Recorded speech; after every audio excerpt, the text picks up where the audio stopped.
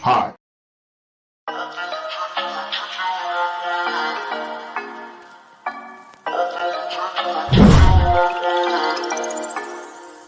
In the morning, you got me up all cause you need to talk. To 4 in the evening, wanna break up, say that you've had enough. I'm tired of talking, again and again, argue about everything. You are my darling, this kiss and make up, I know you wanna touch. You call me every night, call me every day, I just wanna get you alone now. Trust me when I say, we gon' be okay, we just gotta boom bada boom ba. I don't wanna fight, you know that I'm right. Baby, let me talk to your body. We gon' be okay, hear me when I say.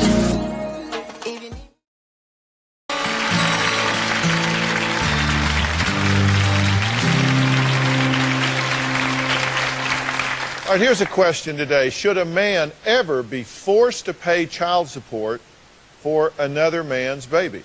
Now, Carnell Smith calls himself Man for Justice and says that he is tired of seeing women fraudulently trap men and get away with what he calls the perfect crime. Take a look. Paternity fraud is a big problem. It has already happened to over 1 million men. In my case of paternity fraud, my ex-girlfriend called me one day and told me that she was pregnant. And I told her, congratulations. I hope you and your baby's daddy will be very happy. But then she says, but you're the father. I paid child support for 11 years before I found out the child wasn't mine. I was cuckolded. Cuckolding is the term that the cuckoo bird lays its egg in another bird's nest and lets another bird raise its young. I got 2 DNA tests. Once I found out that the child wasn't mine, I contacted my lawyer and says, I'm not going to pay her another dime. My ex-girlfriend asked the court specifically to put me in jail and make me pay the money that I had not paid. That infuriated me. When I went to court, I felt that at that point I should be able to win my case with 2 DNA tests. I didn't lie here. We can prove I didn't lie, and we can prove who did. And the judge says it's my fault that I didn't find out sooner. It's pay or go to jail. That was a bit hard to take. I appealed that to the Georgia Court of Appeals. They refused to let me appeal it. I refer to paternity fraud as the perfect crime because the victim gets blamed for the conduct of the other party. I never felt like giving up the fight. I was very effective in advocating a position for the Georgia paternity fraud victims. I ended up getting a bill that frees men who've been falsely accused of a pregnancy they didn't commit. My tagline is, if the genes don't fit, you must acquit.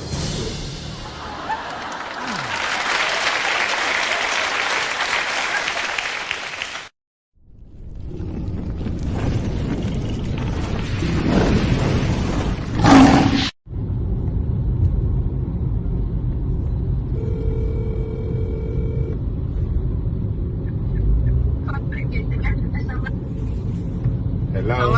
Hello? I don't want to talk. But dang, how you doing today? Good, I don't want to talk. Why you always tell me that? Because I don't like talking to you. I don't like talking to you. But you won't even let me ask the question before you try to answer. You just said, how are you? You just said, how are you? Oh my goodness. Demi, why you so rude to your daddy? I don't like talking to you. But that doesn't give you a reason to be rude. You gotta honor your mother and your father, sweetheart. Okay, I don't want to talk. I get that much, but you don't have to be rude about it. I said I don't want to talk. I know that. I heard you the first 4 times, but you still need to stop being rude. That's the whole thing about it. I'm telling you something and you're not listening. Because I'm the parent, you can't tell me nothing. That's the thing. I can express my feelings. You definitely can, but you can do that without being rude as well. That's the whole thing. That's the key. Okay. You don't be rude and you don't be disrespectful. Okay, but you don't have to talk over me either. But you don't have to talk over me. So if you don't want to talk and you're going to talk over me, you could just be quiet and let me say what I got to say.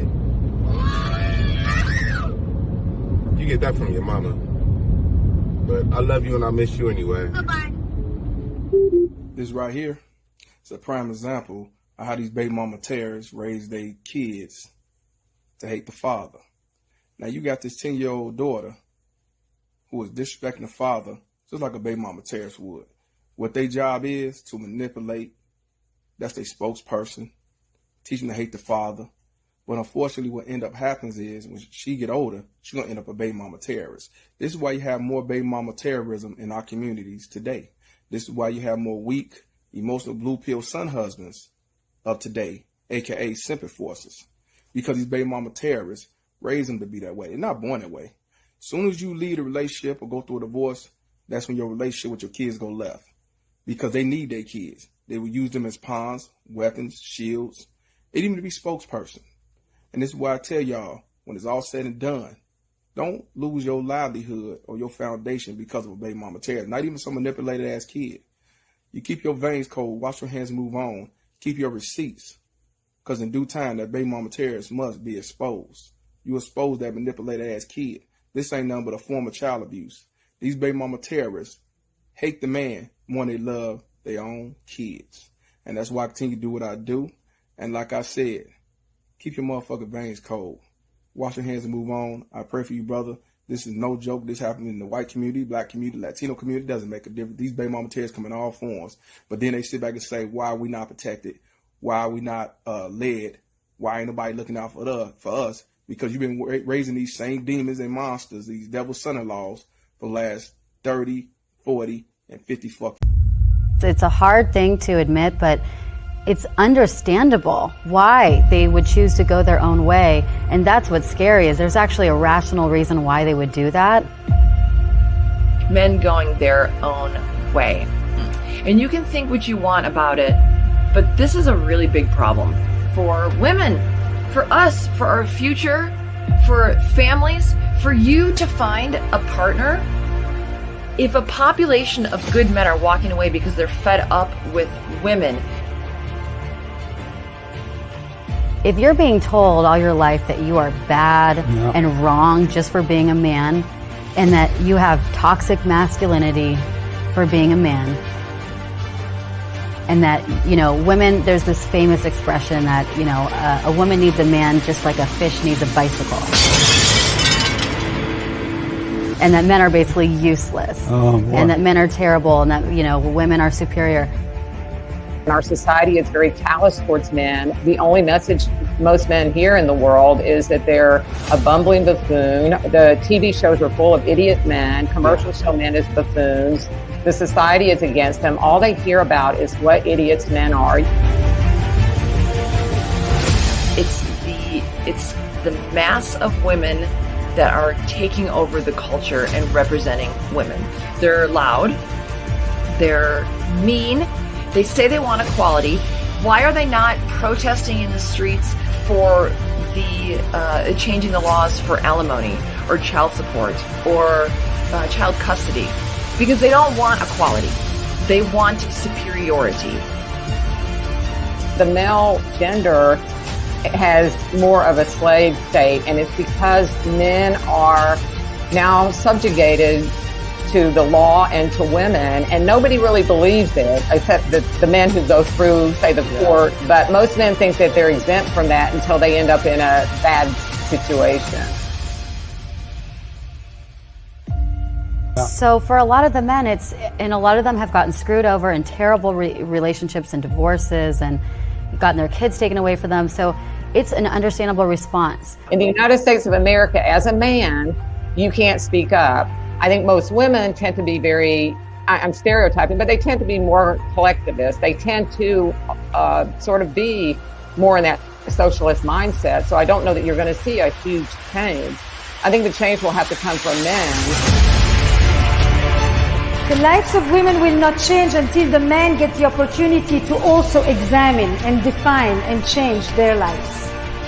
In many ways, I sometimes think that the 20th century was the century where the women made all these massive changes, and the 21st century will be the changes that the men will make, partly in adaptation to the changes that the women have done. And those men are doing something about it. They're saying, you know what, I'm done with this.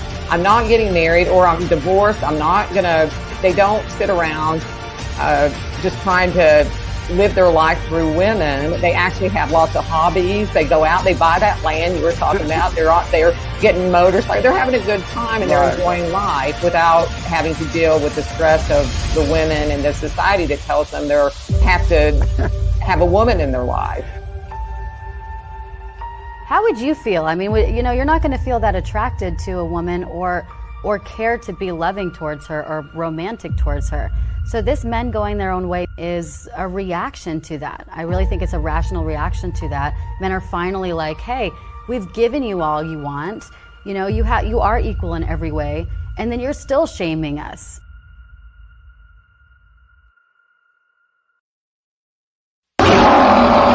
If it ain't seven, it ain't kosher. Heaven and hell, that's what they told you. Real men put the strap down and we can toss them. Young heads picking back up and young dope them. This is our culture, now we talking kosher. Clinician, masculinity issues, absent fathers who miss you, mama drama don't kiss you, all a part of the ritual. This is how they get you. Separate the men, women clipping babies pretend to. Damn. Lovers, haters acting like vultures. If it ain't seven, it ain't kosher. If it ain't kosher, ain't right, gotta divorce us. If it ain't seven, it ain't kosher. If it ain't kosher, ain't right, gotta divorce us. If it ain't seven, it ain't kosher. If it ain't kosher, ain't right, gotta divorce us. This is kosher condition. 7 wonders, the whole world gotta listen. This is kosher condition. 7 wonders, the whole world gotta listen. This is kosher condition. 7 wonders, the whole world gotta listen. This is kosher condition. 7 wonders, the whole world gotta listen. Listen. Listen. Kosher clinician. If it ain't 7, it ain't kosher. If it ain't kosher, it ain't right. Listen. Kosher clinician. Stop playing. All right, guys, we're going to have a great show on tonight. As Cornell Smith and my dear friend Dallas D is going to drop some fire for your mind on tonight as we talk about the phantom walkers. The phantom walkers is a term that I created as it relates to the struggles that men go through and how and why men become phantom walkers as it relates to the struggle of them losing their souls based on unfair laws and unfair justices as it relates to men. We're going to explore how Kubler-Ross's 5 stages of grief plays a role in phantom walkers and what men must do and how men should respond as it relates to the trauma associated with draconian laws that seek to destroy and depower men and masculinity as a whole. Sit back, relax, and enjoy this show as I bring it to you live from the greatest state in the union, the Tar Heel State. And I need you guys to remember this as Dallas D and Cornell Smith and I explore these options. If it ain't 7, it ain't kosher. If it ain't kosher, it ain't right. Let's do it.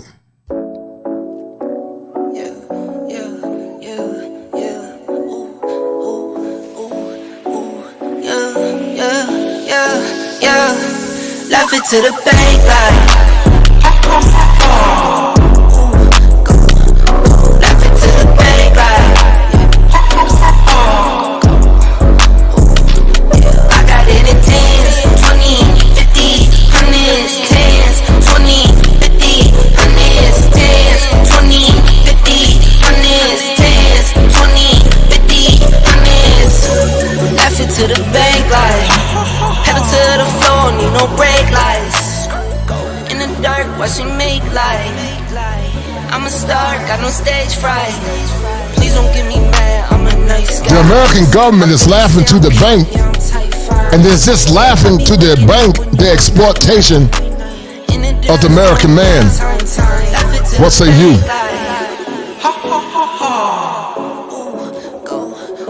Laugh it to the bank like I got it in 10s, 20, 50, 100s, 10s, 20, 50, 100s, 10s, 20, 50, 100s, 10s, 20, 50, 100s. I get it up, flip it and continue. I've been going dumb, I've been going mental. Going up, I'm on another level. All black clothes like a medal. Little this and this, little Ricky Rick. It's my grandmama, I'm her Nicky Nick. I just wanna love, but I've been hit or miss. I might up and leave, then I take a pic. Laugh it to the bank like laugh it to the bank like I got it in 10s, 20 tens, 20, 50, hundreds, tens, 20, 50, hundreds. All right, guys, we're about to do it, and we got Cornell Smith in the house, Dallas D. And we're going to have a very comprehensive show on tonight, guys, as it relates to male empowerment and why phantom walkers is causing a lot of consternation with the psyche of the American male. So without further ado, Cornell Smith, I need you to tell the people who you are and why you're so passionate about this predatory behavior. Okay. Hey, kosher clinician. How you doing, brother? What's going on? How you doing, D? Good to see you again. How's my sound? Can you hear me okay? All right. I'm Cornell Smith. I'm the paternity coach. And part of what I do is I help women, men, and families address issues with family identity using DNA, law, and advocacy. And over 20 years, I've been helping people do this, including helping them get the laws changed in their states after I got the laws changed in my state, the Peach State called Georgia. And that led to a fight all the way to the United States Supreme Court after Cupcake. That is the term that I use for the moms who lie about who's their child's father, whether it's an accidental lie or it's a deliberate lie. In my case, took me 11 years to figure out that it was a lie. And it cost me over $300,000 in legal fees and child support. And I want to keep other men and teen boys from getting caught in a trap where I say they have been fugabooed, they've been snookered, swindled, scammed, tricked, and completely duped. You're muted. You're muted, kosher. Bad because many men go through the stages of grief. And in the first... Say it again? I hear Nico. I'm going to drop off and come back on because it might be me. Okay. All right. But many men, Cornell, go through the stages of grief. And one of it is to now.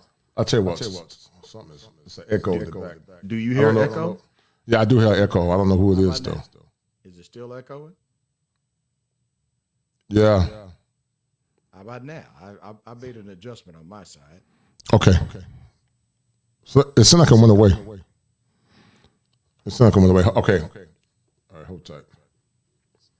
So, guys, don't know if you guys know what happened on yesterday, but this clown came up trying to get this channel shut down.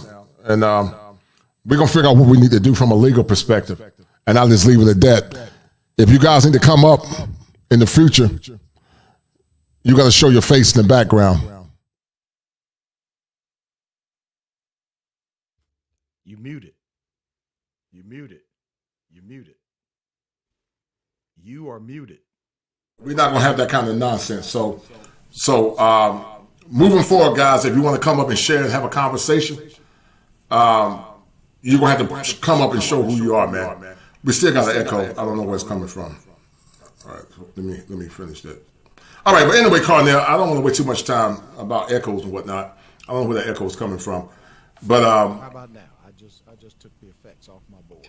Okay, that's better. Mm-hmm. All right. So we talked about a lot of things that are going on in society and the mental distress that a lot of men are going through. We've had these shows in the past, but we're going to regurgitate a little bit because you was with the 21 convention and you guys talked about predators. When you think about predators, what does that mean to you as it relates to paternity fraud, to say the least? Well, to say not just paternity fraud, the whole principle behind laws being modified in such a way that the radical feminist ideology has not embraced true equality. Right. Because true equality would mean you accept equal responsibility and equal accountability. But what this current generation is pushing for now is superiority and dominance over men and boys. Right. So much so, I refer to the practice as predatory, because seeing the men and the boys as strictly as a resource tool to be utilized and then discarded. And they have the audacity and the unmitigated nerve to say, why won't men date us now? Right. Like, well, guess what? You treated them poorly for over 30 years. And by the way, big ups and shout out to the passport bros and the MGTOW guys. You would think, here I am as a man married, will be 32 years here in another month or so. Like, why would I support them? I'm going to throw in a phrase that I heard from Dennis Sperling. Save yourself, man. Right. Save yourself. Right. And it's a response to being treated fairly and treated with respect, to say the least. You know, as a licensed therapist, there's a concept called needs-driving behaviors.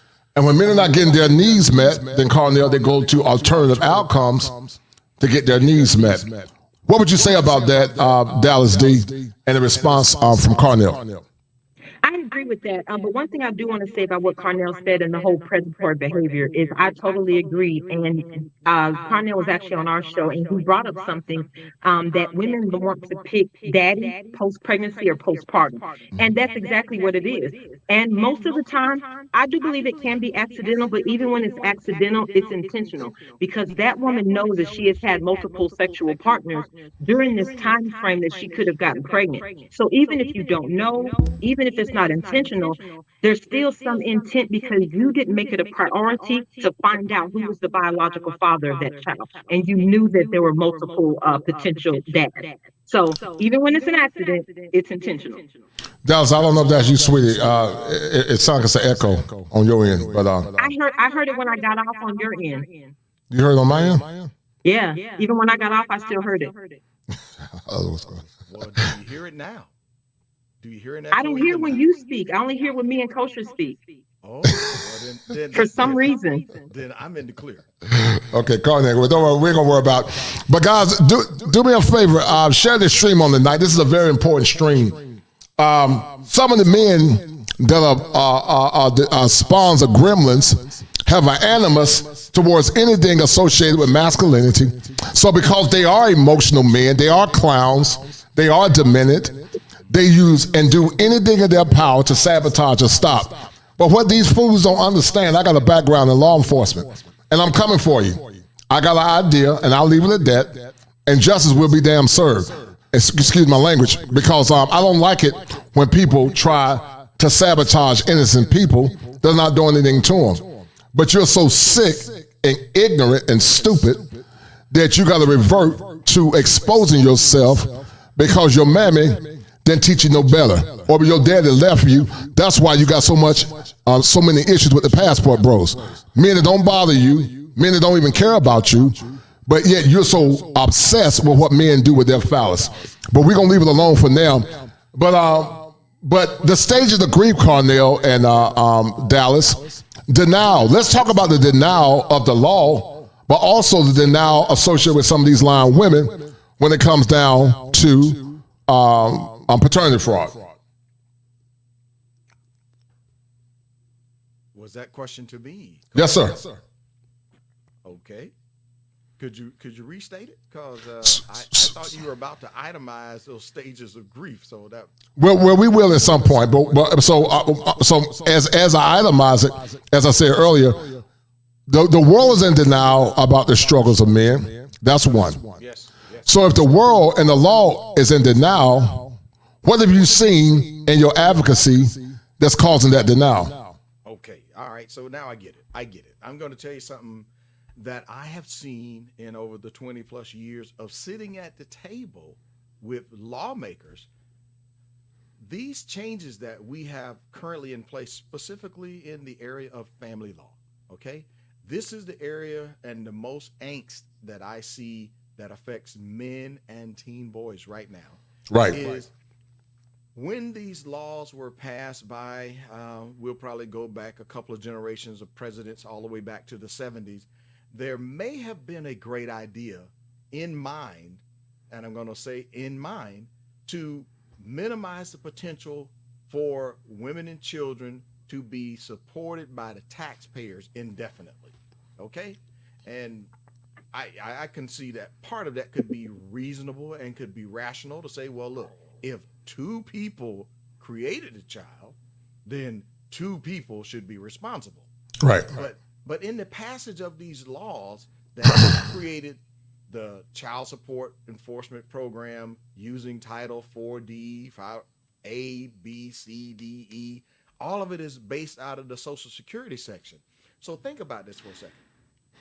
The federal program primarily for disability and the elderly has been hijacked and dedicated toward a revenue generating scheme for the states now. And in order to fund the machine and to get the machine moving, it requires some wage slaves. Right. And wage slaves are men and boys. So the more of the men and the boys you can get into this system, whether it be voluntarily, and just think of it voluntarily, if you could get him to believe the child is his, and you can get him to sign a confession saying, I did it. Now, Cornell Smith, the paternity coach, believes that the fellows should not sign a confession before you get proof you did it. Right. So I second that. That document that they try to slip to you at the hospital, right after they stroke you emotionally and get you to hold the baby, and they go, ooh, oh, look here, he's got your eyes, who's got your nose. Hold on a second. Let me pull out this 21-year authorization device. It's called an ink pen, all right? With that device, I can get you signed up for lifetime payments if the kid is disabled or intellectually, challenged, autism, etc. And at a minimum, 18 years. Now, how is that a good deal when the law as it is written then and now, it does not specifically say that you have to get it from the father? Any man who signs that document. Mm-hmm. And then the other process, incorrect default judgment.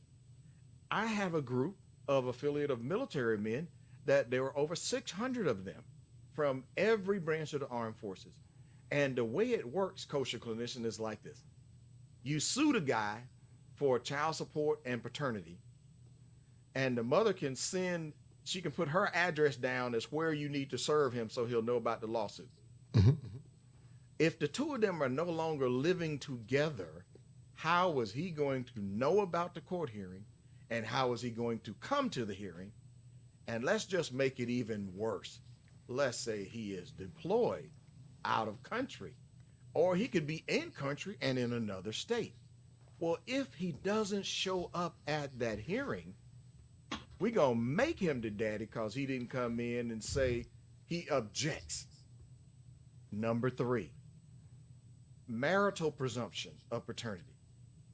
In those states and countries that say, if you are married to her, at any time she has children, whether you two still live at the same address or not, that doesn't matter.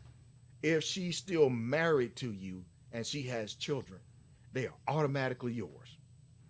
Even if the boyfriend knows the kid is his, even if the boyfriend had signed the papers first. Once it is known that this woman is still legally married to someone else, the biological father's name will be ripped off the documents and the husband will be tagged.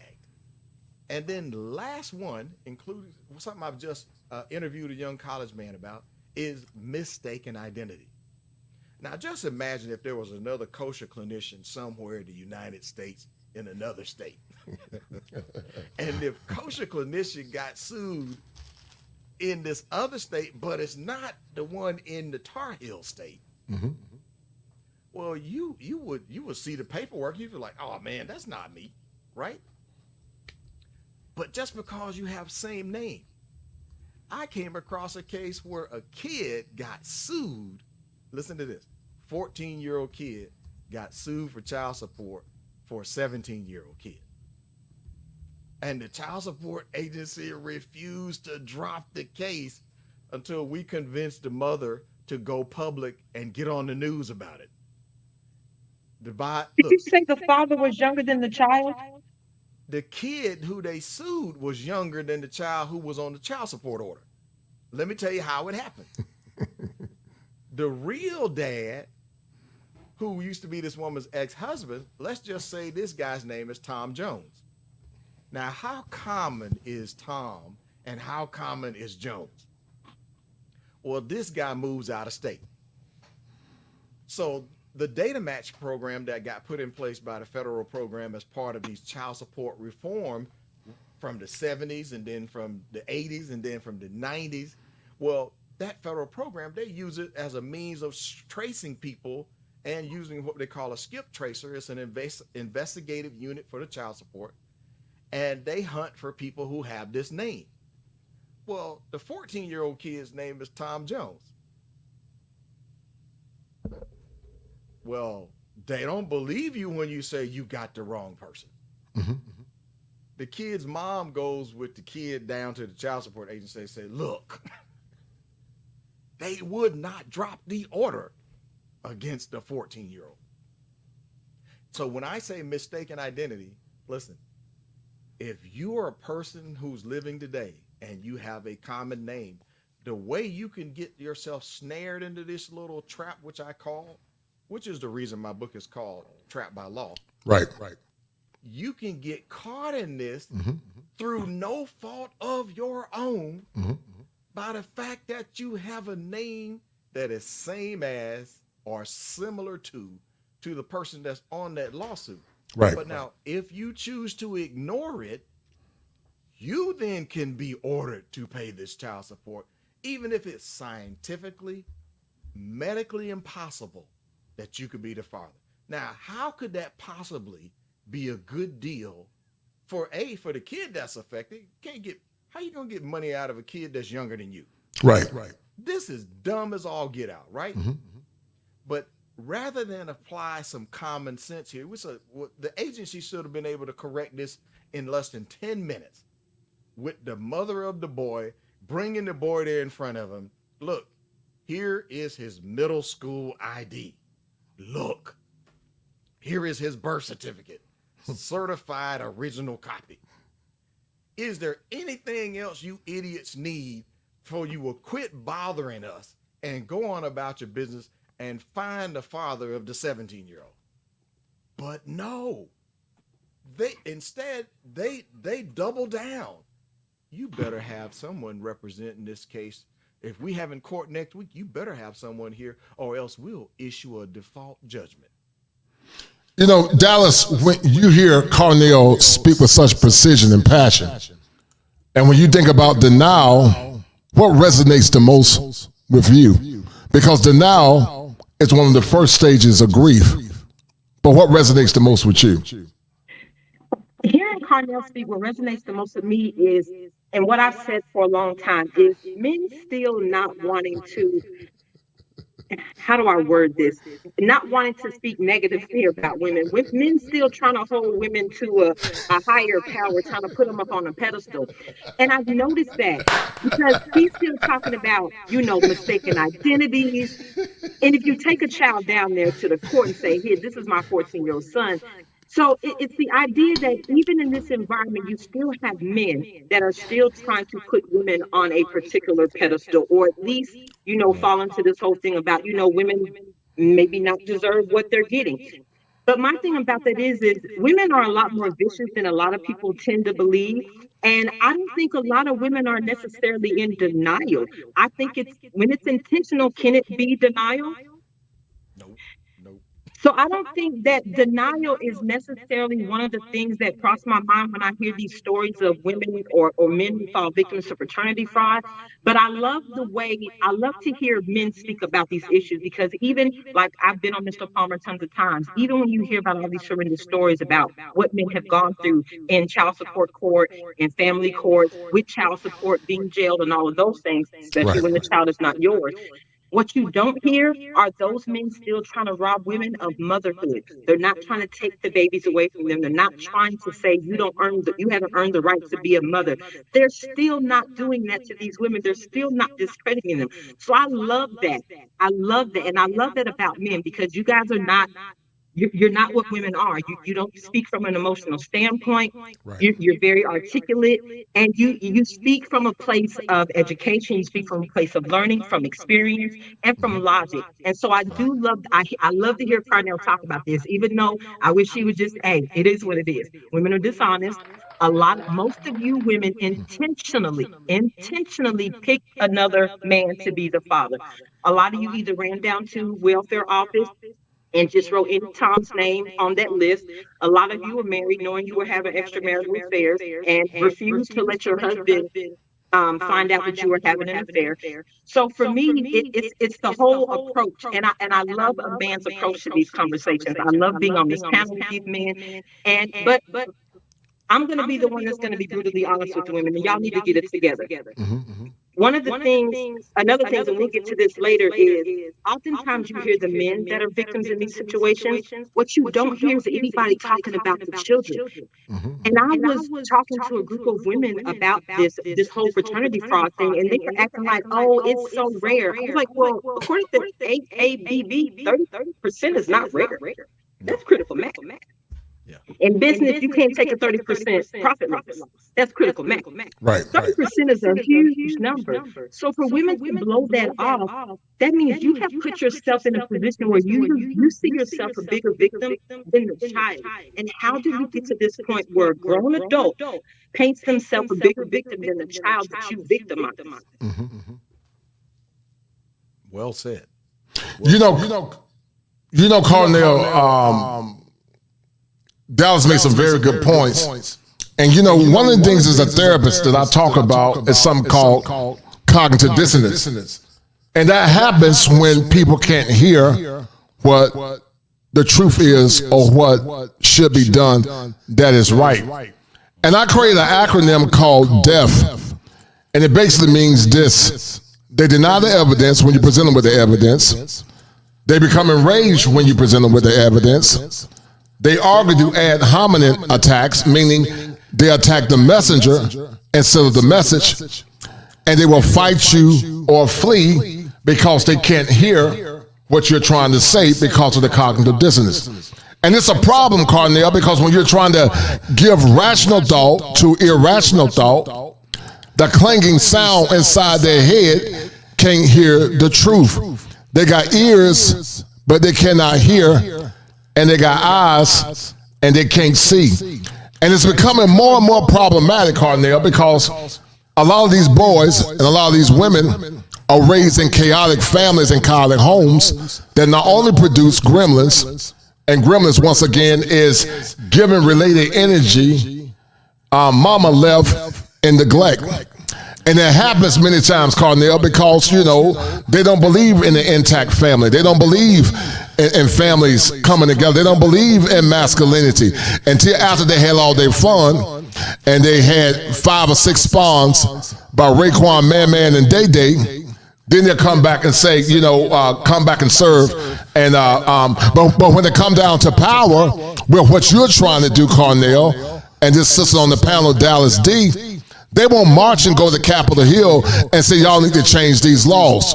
Because when it comes down to masculinity, they only want men when it's in servitude because they are solipsistic. They're solipsistic. Because solipsism is a philosophy that says anything outside of itself does not matter. And so most modern women, not all, they're not conditioned to see the man as a human being. He's just a commodity. I call it the commodification of subjugation. He's a subjugate to their selfish whims and their selfish needs. And when men like you, I, and Dallas, sisters like Dallas speak out, it becomes a problem of epic proportion. But, the stages of grief is something that we all go through. But more parenthetically, it happens a lot with paternity fraud. Because the man is in denial because he thought that woman was an honorable woman.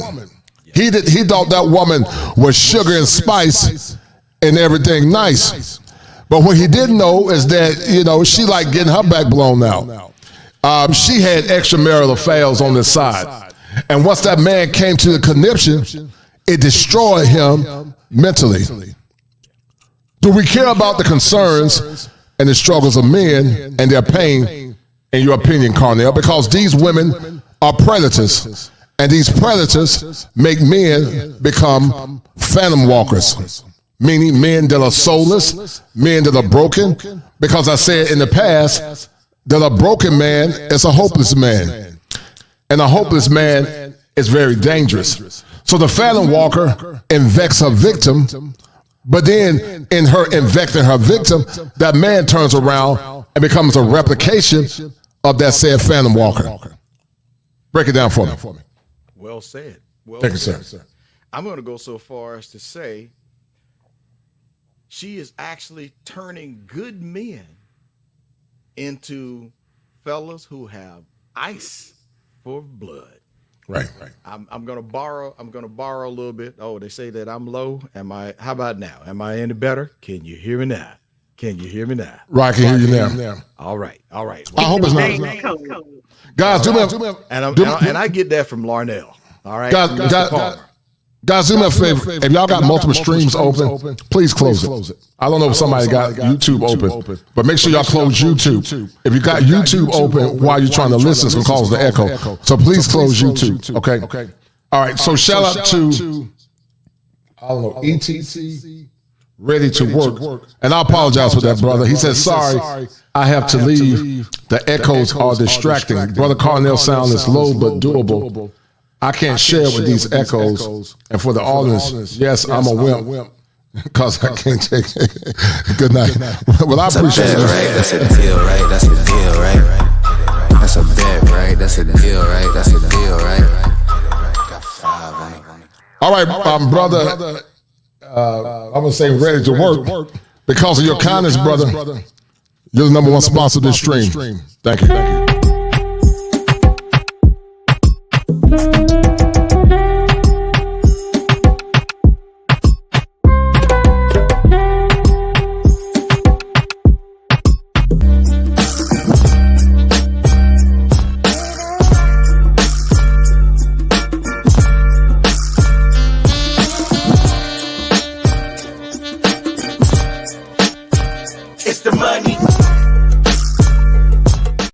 And Carnell Smith, it's the money.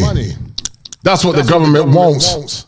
And the government is looking for licks as they seek to prey on the American male. What do you say about that? Absolutely. And can you guys hear me okay? If I should not be any echo on me at all. I changed my board altogether. So why do I call this stuff predatory? Because a predator hunts something for the benefit of itself. So with that in mind, with the government allowing the structure for the child support, the family court, it is very much a transfer of resources program.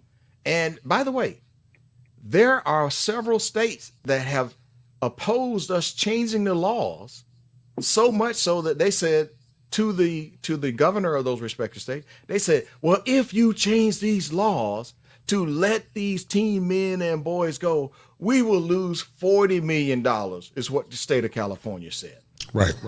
And last year, I'm told that Tennessee, with their attempt to do some changes, they managed to do some minor changes, all right, just to extend the amount of time you can challenge for the single men.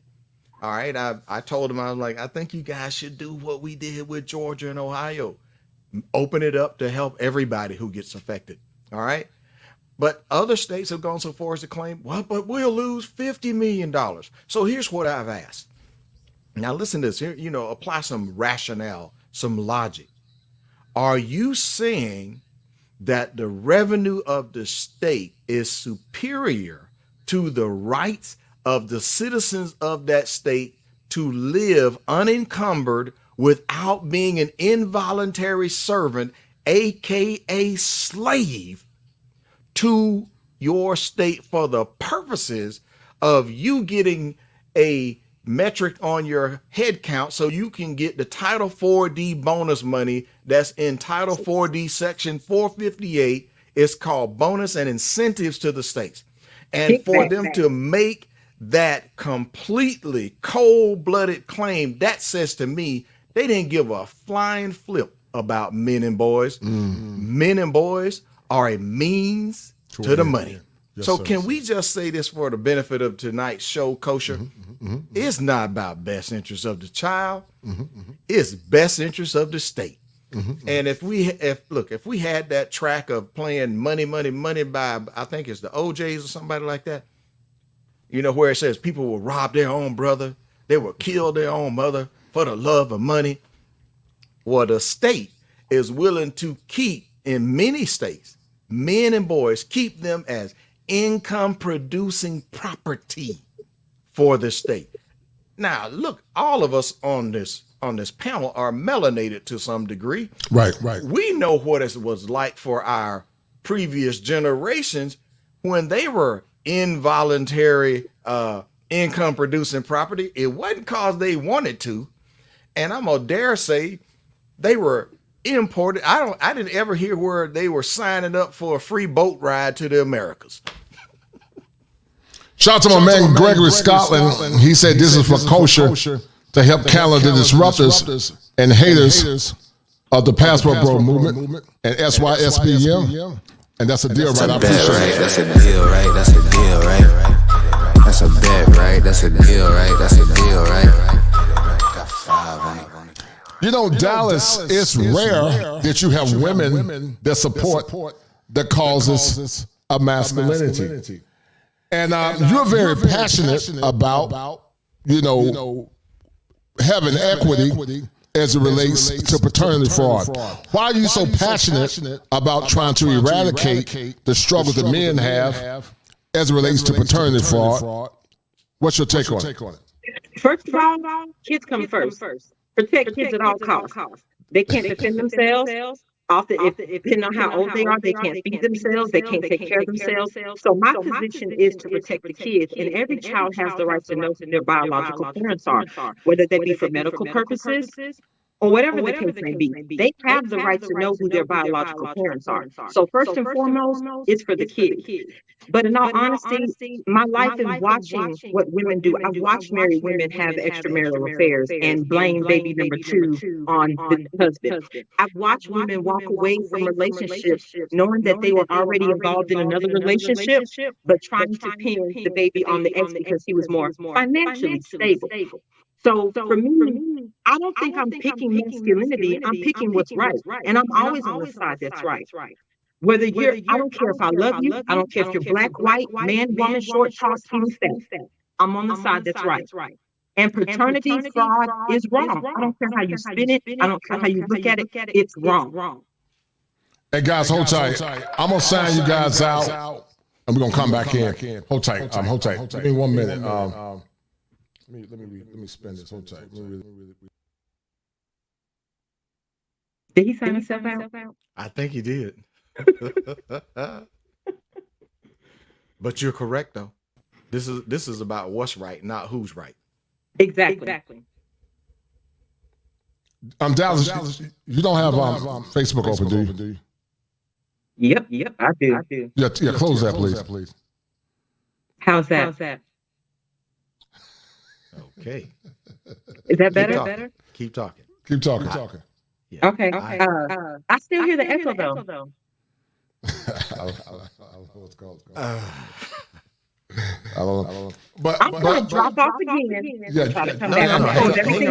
Hang on a second. Hang on a second. I'm going to mute my board for 30 seconds, and you guys let me know if you hear anything after that. All right, testing. I hear the echo. Okay, yeah, still hear it. But you guys hear from me. It's coming from you, Dallas. All right, I'm dropping off. I'm calling everything and I'll be back. If you turn your speaker down a little bit, because it looks like you're trying to use your laptop speakers and your laptop mic.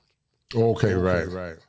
And if you can see, for us, we either using earbuds, or in this case, we're also using a mic. So everything, look, and I'm listening to myself here. So yeah, there you go. Do you have headphones that you can listen to? I can go get some. Okay. All right. Okay. All Good. right. That'll kill the echo on your side. All right. All right. Cool beans. All right. All right, Kosher. But Carnell, Gail said it's you and me. I don't know what's going on. But I'm gonna pull something up, Carnell. You did a great job talking about predatory behavior. I'm gonna let you break it down when you 21 conviction. So hold tight. Okay.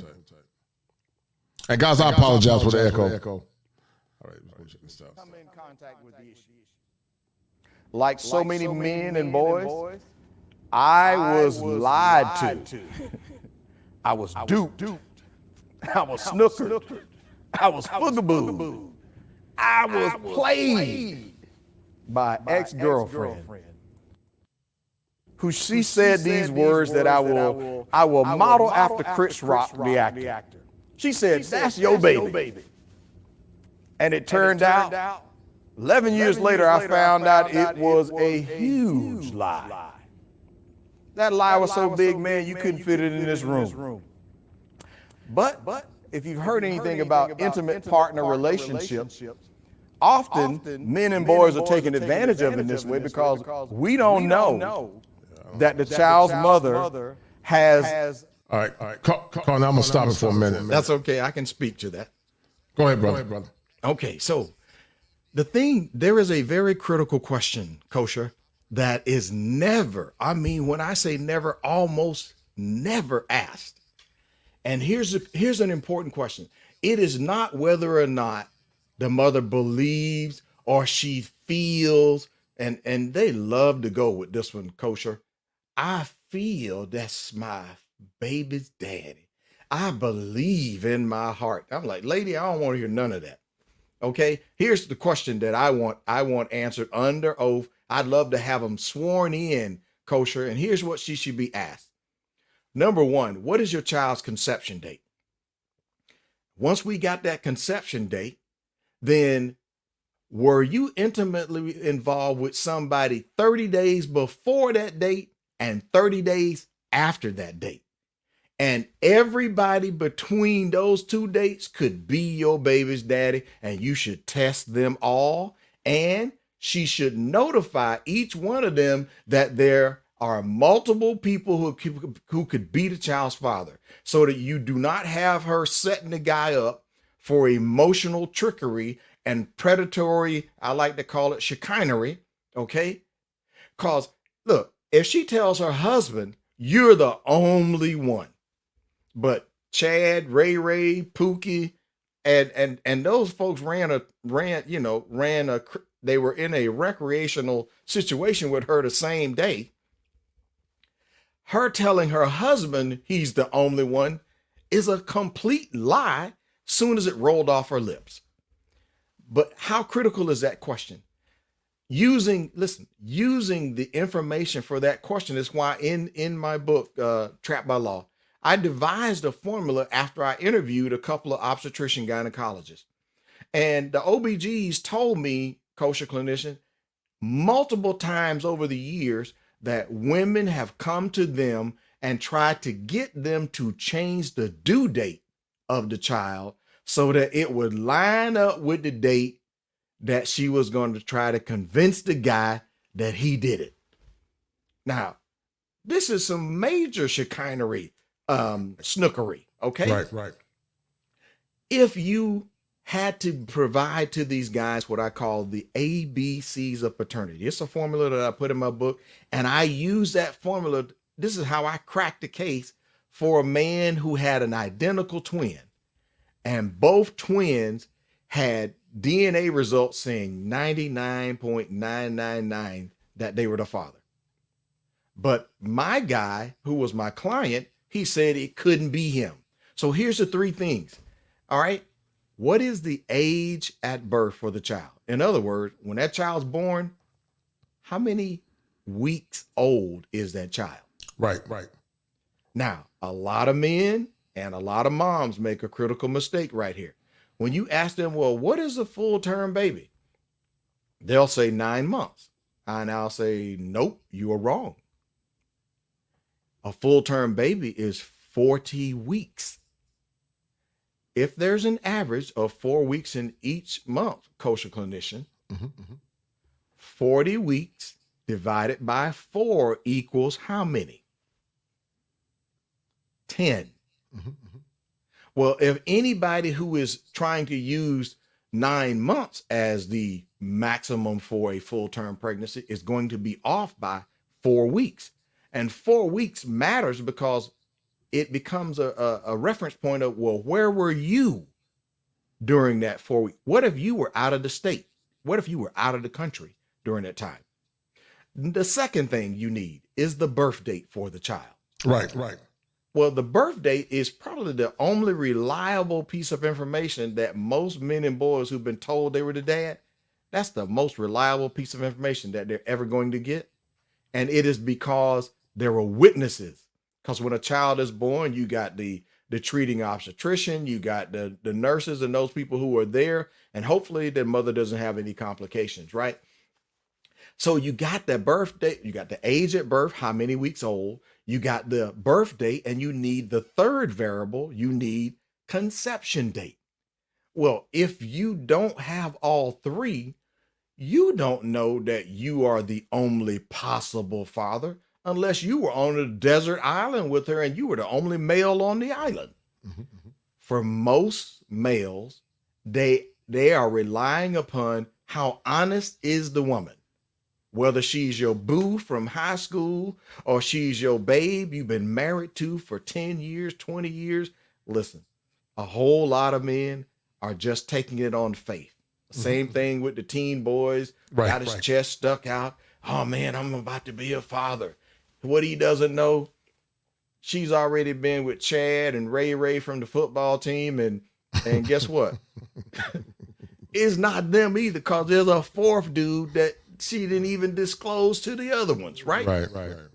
So with this information, kosher, with the age at birth, the birth date, and the conception date, I was able to prove to my client how we could get proof, listen, defensible, irrefutable proof that our guy, even though he was an identical twin, we could prove there was no way possible that he could be the father. Listen to this. With those 3 pieces of information, I didn't tell you that our young man was he had gotten out of the Army on an honorable discharge, and I believe Dallas D would know what a DDS 214 is, right? That's your discharge papers. And doesn't that document have date information on it, Dallas? Yep. All right. Well, guess what? Based on the discharge date for our guy, who was my client, we were able to prove that he was in combat duty in Afghanistan during the window of conception for this baby. Well, that information, along with me willing to provide expert witness testimony. I've been accepted as an expert witness in over 6 states. Over the years I've been doing this. Well, guess what? My client got off, but that left a question. Well, then how could the other man have 99.99% paternity as well? Well, since my client was in Afghanistan during the window of conception, that only left one man who was close enough geographically to the woman in order for her to get pregnant. It was his brother. Mm-hmm. When the young man told me what his DNA test results were, and I looked at his report, and it had such a high probability of paternity. And by the way, I've actually marketed DNA services for over a decade. I know how to read a DNA report. Took that report, and I said, man, the only way I've seen paternities this high is if it's not you, it would take someone who is a genetic copy of you. Right. Identical twin, triplets, quadruplets, sextuplets, etc. And I said, is there any chance that you potentially have a biological brother? He's like, yeah, man, I got a twin brother. I said, but I mean, same mother, same father. He's like, yeah.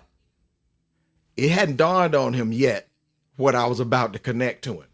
I say, well, since we can prove you were out of the country, serving your country in the U.S. Army, in Afghanistan, and there's no way you could have delivered what she needed to get pregnant from Afghanistan. The only person who was within 50 miles of that woman was your brother. Wow.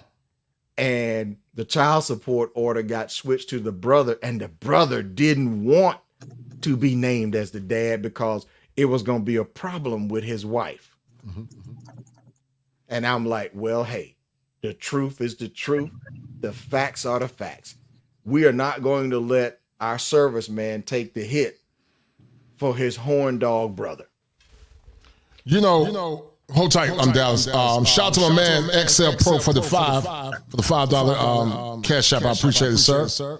And this goes for you. Thank you, sir.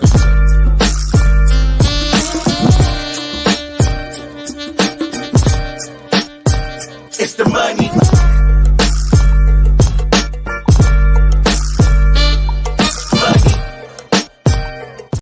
All right, guys, do me a favor. Share this link because what Carnell and Dallas is talking about is very important. And the message needs to get out because when men are encapsulated with pain and trauma due to paternity fraud, it makes them dangerous. Dallas, if you had to more or less have a vignette, what would that vignette say about the struggles that you've seen with some of these modern men? I have a what? If you had to do a vignette. You know what? I'm going to think about that. Yeah, let me think about that. Good question. I'll think about that. Well, I can take that ball while she's pondering and formulating. I can tell you what I see. I see men go for broke trying to get to see the kids that they've been told are their kids. And that baby mama terrorist, rather than be a cooperative co-parent, will do everything in her power to shame, insult, guilt trip, and she has an obsessive need to be right just because she said so, just because she caught up in her feelings. She would rather hurt her own child who wants to see and be in relationship with their dad. She will minimize the parenting time for that parent. And then on the court-ordered days that dad is supposed to be able to come get little Junebug or little Susie, she'll make sure she's not even home for him to pick her up. Right. And I've seen guys go bankrupt. Listen to this. The one of the major drivers for bankruptcy, from me talking to bankruptcy attorneys, is family law. And when you go into family court as a man, you are behind the 8 ball. Even if you have facts, even if you have information to show that the mother might literally be a streetwalker and on drugs, there are programs to help the mother. I'm talking about to help her detox, to help her get off drugs, reunification to try to help her reconnect with the kid. There's practically one program in family court that I know of to help men. And that is if he has fallen behind on child support and he's broke enough, they will help him get a job. But there's no help to help him see the kid. There's no help to help him get enforcement of his parenting time. He could literally walk into court, but Your Honor, I got this court order that you signed. I'd like to know what weight and authority is your signature on helping the child have frequent, consistent contact with me as their dad. But if the guy gets behind on child support, it's loss of license, jail, prison, business license, seizure of your tax refunds, state, federal. Look, they will raid your checking account and then tell him, listen, buddy, as he's getting sentenced for 6 months in jail, we'll let you out when you pay the money that you're behind on. Oh, and by the way, since we locked you up, you just lost your job and you still responsible for the payments, even though you're locked up, and we won't let you out. Now, how is that a good deal? True. Very true, to say the least. We're going to get back into Cornell, the expose that you had when you was on 21 Studio. But Dallas, did you want to add to the conversation as well? You know what? Is the echo mostly on my part? Yes, unfortunately, my headphones are dead. Unfortunately, so and I don't know where it's coming from, but I don't want to disrupt the panel, and I don't want to drop off, but I don't want to disrupt the panel. No, you can stay on. How about this, D? If you turn down the volume to the speaker of your laptop, it's already down. It is? Yeah. Oh wow. Yeah. So I don't know what it is. Kosher. I've never had this problem before. Well, Kosher, I hear like the mic on your. I know you got your mic for your soundboard, but it sounds like another mic is picking up your room, which is right. Yeah, I don't know if I got two mic. Well, is your laptop mic muted? I don't think that. I don't know. All right. Do you guys hear echo when I talk? No, not at all. You're clear. Okay. All right. Yeah, you're the only one that's clear. Look. I'm using this broadcast mic, and I'm hooked up straight to a soundboard. Okay. Right. Yeah, I don't know what's going on. I apologize, guys. James Turner, I appreciate it, man, for the 10. James Turner said, Kosher, this show is awesome. I wish I had this information back in the day. Shout out to the panel. I don't know if there are two. Hey, whatever you just did killed one of the mics. Oh, so that's better? Kosher. Yeah, Kosher. The echo just left. Whatever you just did. Okay. Well, that's good. You're coming through your mic through the sound card now. Okay. Well, maybe that's good. I guess. Do I you still? got it. You got See, I it. still hear my echo. And I promise you, I would love to stay on this panel, but I want to drop off because I don't want to disrupt the stream. How about this? How about you just mute when you're not talking, D? Yeah, just mute when you're not talking. Go ahead, D. There you go. All right. Do you? If she does, give a thumbs up. Do you hear an echo now, D? It just should give a thumbs up if you hear an echo. Oh, so it is literally a loop back. Yeah, you hearing it from Kosher? Oh boy, Kosher. So guys, I'll let you fix that, man, later on the future show. I don't know what's going on. All right, I don't know what's going on. I don't know if I need to create a new stream. Well, listen, I hear you now. I'm gonna drop off for a minute. No. I'm saying right now, I hear you. Are you coming? Is that mic on your headset going to a phone? No. You got your earbuds in right now. Are they going to your board? No. It sounds. I think it could be two. It could be two shows open, but I can't find it. So okay. Don't worry about it. All right. Well, if you wanted to reconnect, I mean, D and I could talk till you pop back in. Yeah, you guys go and talk. Let me pop back on. Hold tight. All right then. All right. While the kosher clinician is working out the technical difficulties, Dallas D, pleasure to see you again, ma'am. You as well, sir. Hey, so I love you. Well, I think it's competition between your microphone and your speaker. So anyway, if I'm talking too loud and that causes an echo for you, I can go down. All right.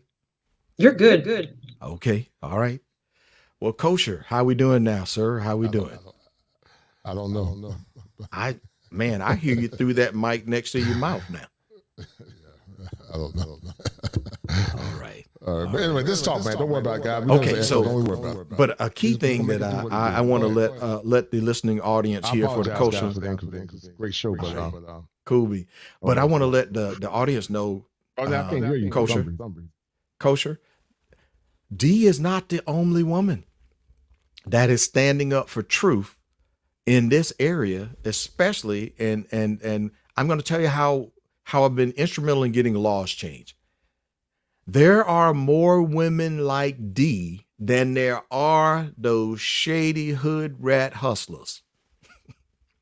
The honest women, when given the opportunity and shown how to use their voice to speak before legislators, because when I talk to a lot of people, they think you got to have thousands and thousands of people to get something done. No, you need some committed people to follow the situation through with a passion and be available for committee and subcommittee meetings so that you can help your bill sponsors address questions and concerns. Because there are times that the opposition has a valid question. They have a valid concern. And sometimes it's just lies, what I would like to refer to as a red herring, that they introduce to try to scare the lawmakers. And one of the scariest ones they drop on the lawmakers is, if you do this, your state will lose $50 million. And I'll come right behind them and say, well, guess what? I can show you 2 states that have had this law changed in a much more aggressive way than you guys are even contemplating right now. And it has been challenged at the judiciary level, and none of those states have lost $1. I said, you're being lied to manipulate you emotionally to try to get you to withdraw your support for this bill. Now, I'm asking you as in many cases, as a legislative consultant or providing educational support here to the lawmakers who are sponsoring the bill. The question that I'm asking for them is, are you willing to go publicly in a press conference and say that you value the revenue for the state more than the constitutional rights of the men and the boys to not be income producing property for the state? And if that's true, can I quote you on that? And how do I spell your name correctly? I've never had anybody say, wait, no. That's not what we mean. That's not what we mean. Okay, hold on. Wait. You said there are states that have actually changed the law, didn't lose any money, and as a direct result, people like men and boys who have been fugabooed and snookered and shanghaied and scammed, and let me throw in that other one, swindled, those people got set free. And the people who helped create the children got the opportunity to become equally accountable and equally responsible for pregnancies that they committed, including those married women. Because I even had a bishop, and by the way, he's on my YouTube channel. He got a phone call. He got a phone call from a man say, hey, Bishop, I'm going to need you to take your name off my son's birth certificate. I told your wife to let you know that boy is mine.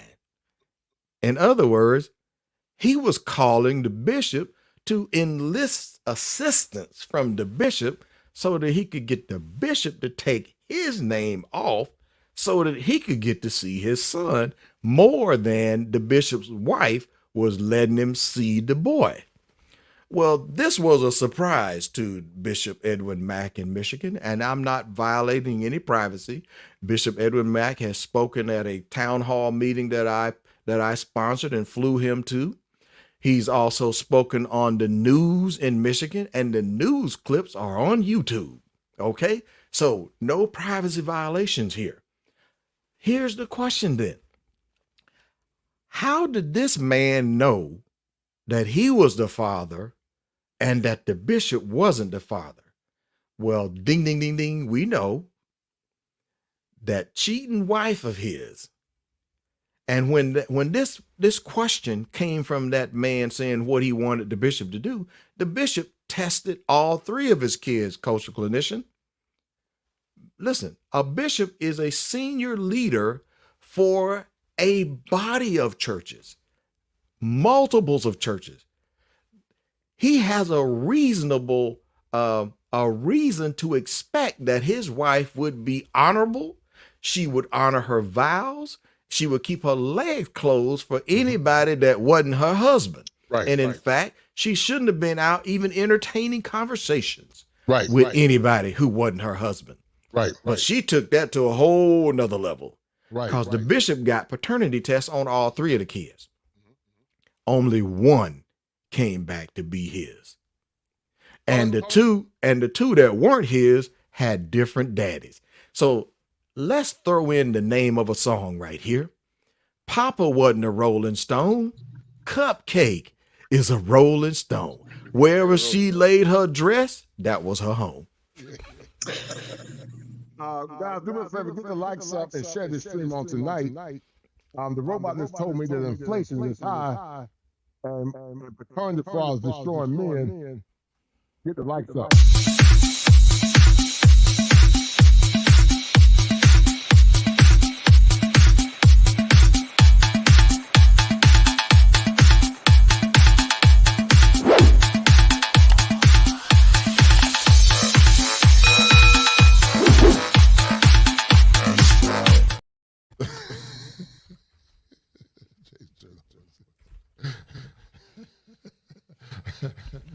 Cornell, man, we're gonna get back into this conversation, man. Dallas will laugh. And let's look at the video clip that you had, Cornell, and we're gonna break this thing down. Hold tight. Okay. Let's try something first. Go ahead. Cornell, mute your mic. And Coach, you say something. Testing. Still here. Yeah, you testing. Now I don't hear it. Now that Cornell is muted, I don't hear my echo. Kosher? I don't hear your echo, Dallas. Right. Cornell, you don't have a screen open, do you? I was just muted on the board. So do you hear it now? You don't have YouTube open, do you? No, I'm strictly on a Dallas, browser. You don't have YouTube open, do you? No, I don't. Not at all. Do you But I didn't hear my echo when Cornell muted himself. Mute yourself again, Cornell. Okay. Go ahead, Dallas. All right, so here goes. So now I don't hear the echo.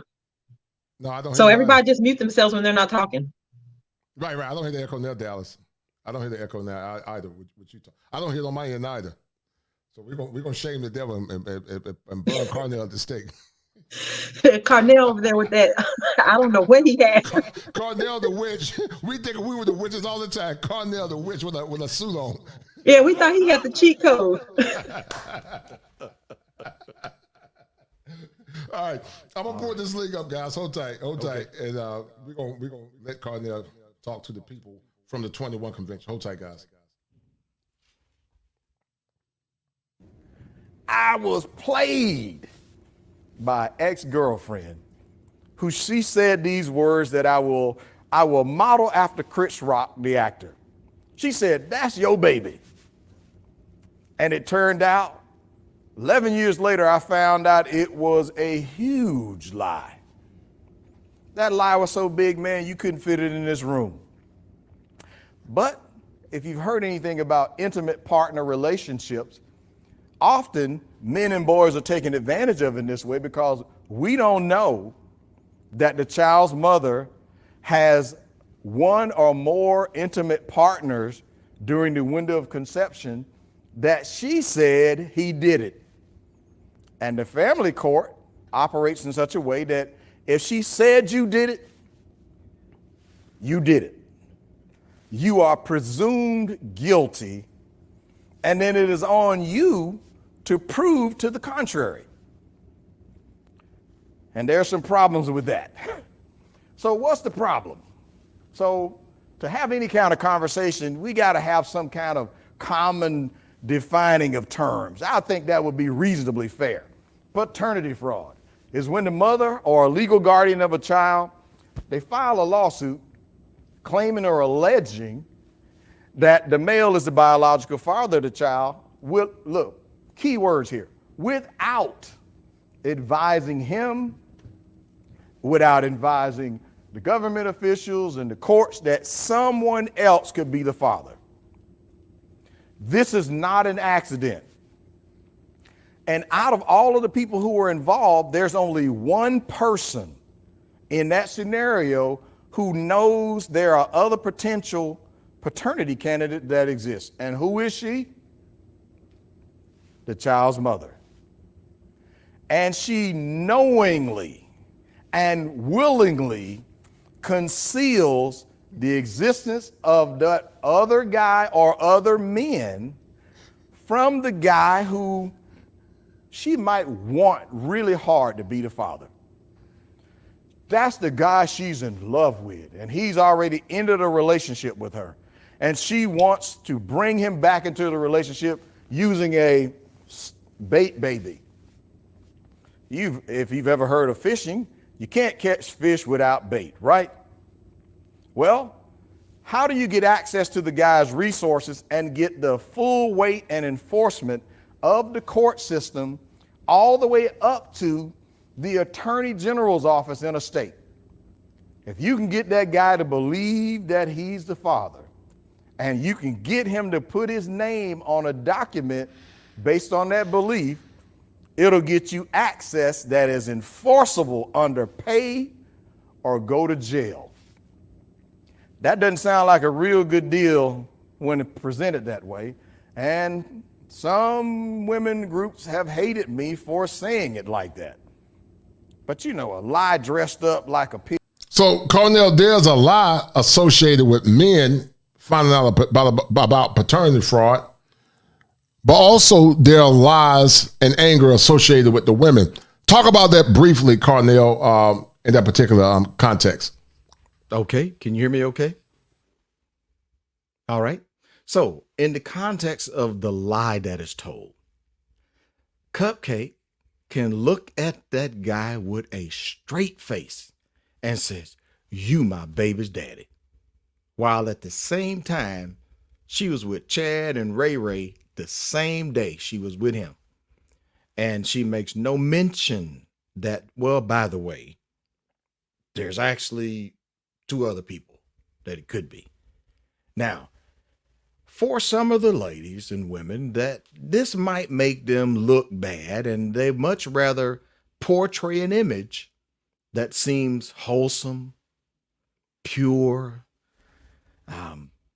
pious, you know, put on a church hat, put on a church dress. However, I remember this old song said, the freaks come out at night. Well, I'm going to go also and say, well, sometimes they come out in the daytime too. All right. So she will pick the daddy after she has conceived. I call that post-conception paternity selection. And you were like, oh man, they don't do that. Oh yes, they do. Cause if look, she's got the good guy. He's got a stable job. He's got a career. He's got a steady check. But she likes a little bit of thug in her rolling around in the hay. You know, Ray Ray might, part-time gangster, AKA thug nasty.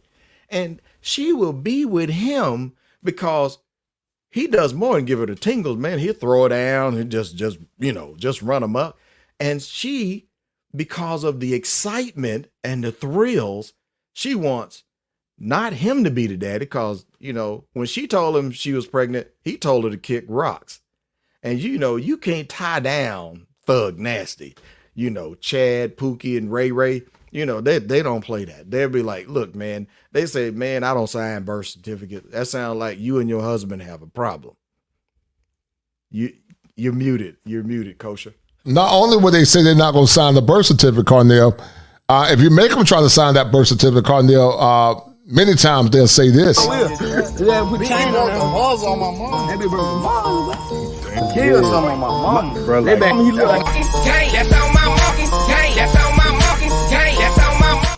if they say on my mama, you about to run. If they say on my mama, because I used to work with them clowns, man. They say on my mama, you about to run, because they gonna tell you they ain't about that life. But there's 2 more things that we have to also address here. And those are the 2 things is there's times she really does believe that the guy she pointed to is indeed the dad. And I'm gonna introduce a couple of terms. There's parallel dating and there's serial dating. Parallel dating are the multiple relationship that she has at the same time, and she's juggling. Look, she's got a rotation. She's got herself a crew. She got one guy who pays for her hair. She's got one guy who pays for the rent. She got another guy who pays for her car. She's got another guy who will break her back to where she need to take some days off from work to recover. All right. And some of those other cats, they're not even getting anything more than a kiss on the cheek. All right. That's in an extreme case. In the worst cases, she's sleeping with all of them. And whoever makes the most money, she tells him that's the daddy. But I had a woman contact me about a case trying to help her brother. And the mother in that case had 3 men. Let me hold my fingers up. 3 men paying child support for a set of twins. And she was so slick with it. Let me tell you how it's done, because this might save somebody out there in the Culture Clinicians audience. The first guy was her ex-husband. And she said, now listen, I've already looked at the child support situation and I know you struggling. All right. Now, if we go to court, now, if you make me take you to court, I'm going to go for everything that the court say that you're going to have to do. And it's going to be insurance. And how you said you was already struggling and you got to get money to keep your big rig on the road and stuff. So I tell you what I'm going to do. If we go to child support court, they're going to make you pay me $1,800, but I'm going to work with you. Okay. I'm going to work with you. All right. Now, if you pay me $1,100 in cash, we ain't never got to go to child support court a day in your life. And to the guy, one of those 3 guys, he took that deal because he was concerned that if he went to court, he was going to have to pay $1,800 plus medical, dental, and everything else. So he thought he got a deal. Well, guess what? The second guy was her current husband. He lives with her. He lives with the kids. So he's paying as part of the family budget. The third guy is the guy whose sister contacted me, and that was the boyfriend who didn't know she was married. And she made him the same deal. Listen here. All right. You know how much you make. I done already looked at the child support guideline, and you guys heard my spiel a minute ago. This is how it goes. Now, if you make me take you to court, I'm going for your throat. I don't care if they snatched your pants off and you can't even pay for the rims on your car. You gonna get me to look, I spend a lot of time taking care of these here 2 babies. Look, they keep me up at night. Man, I can't hardly get to work. I ain't getting no sleep. You should be helping me. She gonna emotionally bamboozle the brother. Now look, according to the guidelines, you would have to pay me $1,100 a month, plus medical, plus dental, and the other incidentals. So I tell you what I'm going to do. I'm going to work a deal with you. Now, if you work with me, I'm going to work with you. Okay. If you pay me $900 cash, we ain't never got to go to child support court a day in your life. And boom, just like that, she has run the okie doke in legal fashion. And she done flim-flam, boogaboo, jumped all over 3 dudes and got 3 men paying child support for the same kid. Cause you men are responsible fellas. And you guys don't want me to struggle here. I mean, I can hardly get any sleep with the 2 babies. One baby is asleep and the second one wake up and wake the other one up. And now I can't go back to sleep. And then there's the last one. She picking the daddy based on strictly who has the most resources. Oh yeah, I can tell you right now, that brother who got the Corvette, I'm talking about the 2023 Corvette. Oh yeah, you the baby's daddy. Don't confuse her with no facts. Now look, don't be asking about no conception window and all of that. She said whatever day was the last time they hooked up, that's when she got pregnant. And if he's trying to figure out the dates, well, she gonna say the baby was born early. And he's like, what? Born early and the baby is 8 pounds. some of the fellas be questioning stuff, but then they think about, wait a minute. She said if I make her take me to child support court, oh man, she gonna get me for 1,800 plus. No, I'm not gonna make no waves. And just like that, these guys are taken to the cleaners. You're muted.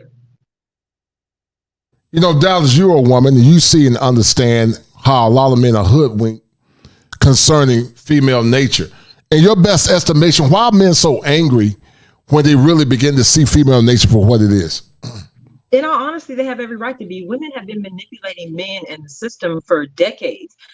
Even if you look at divorce rates have been have been uphill ever since, what was that, 1969, when they did the no contest divorce, and 71% of divorces are initiated by women.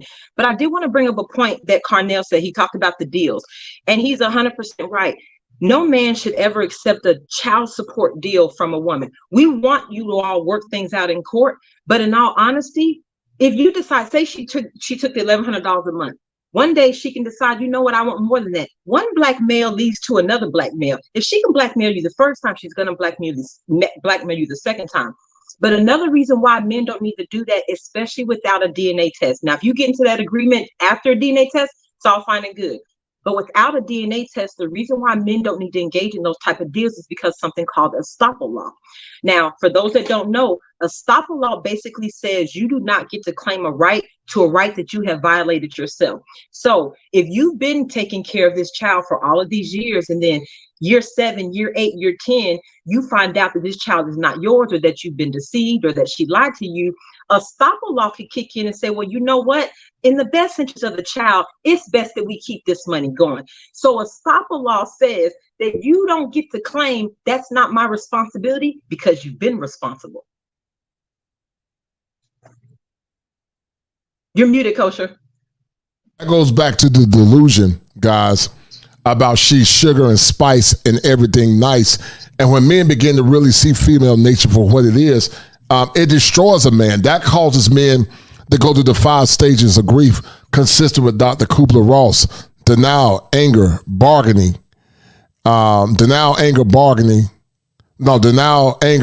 depression, and then acceptance. That's the last stage. Carnell, what have you seen that shock you with the anger that these men are going through? Have you seen situations where these men become so angry that they did something that really shocked you? Yes. I'm rare to discuss this, but I'm going to say this. Mm-hmm. The extreme case for the anger was a police officer who got a paternity test, find out that the child was not his. And would you believe me that this hood booger heifer had the audacity to tell the man to his face, so what, you not the daddy? You signed the birth certificate and you gonna pay me my money. Mm-hmm. And there ain't nothing you could do about it. Well, I'm gonna say right now, he did something about it. She is gone. She is permanently gone. Like deleted. Wow. Deleted. Mm. And then he deleted himself and the baby. So you listen, men do not like being manipulated and used and abused. And when he faces that reality, I'm sorry and an apology with some bona fide repentant attitude. Right. But instead, in that case there, for that guy to have her get up in his face, imagine this, have her get up in your face and push you with her finger, said, there ain't nothing you could do about it. Now, Kosher, you're a pretty big guy. Mm-hmm. Mm-hmm. I know that, being a man of God, we know that we're supposed to exercise a great deal of restraint, because a man who operates not in his emotion, but under his stoicism and under logic, that he starts to figure, at least run a quick calculation on the risk assessment of what will this cost me should I respond. And sitting in a 6x9 cell for 20, 30 years, cause when she said that you went for her throat, I know how the optics are going to look when law enforcement shows up on the scene. Even if you don't delete her, this is your clear sign you need to leave her immediately. Right.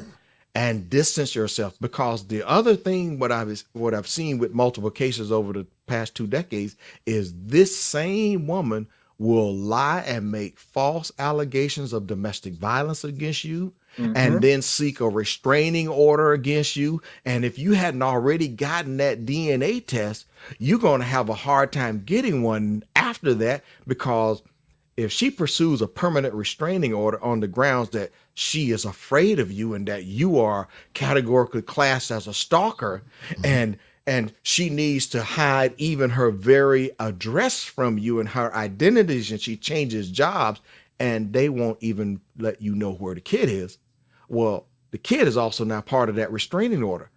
You can't get access to the child to now prove what she told you to your face. She told him to his face. So what? Kid ain't yours. Well, you make more money than Chad. So now I'm going to have you, I'm going to have Chad, and you going to pay me. And ain't nothing you could do about it. Kosher, there's a line that you don't cross. Right. And let's talk about the dynamics here. There is a huge difference in power dynamics in terms of physicality between men and women. Right. And the modern day woman has the audacity to act as if she can whoop a dude's butt. Right. If it were not for these radically one-sided laws, and the guy, and I'm going to say this now, Chad and Pookie, who got a sentence and got a record, he doesn't care nothing about going back. Right.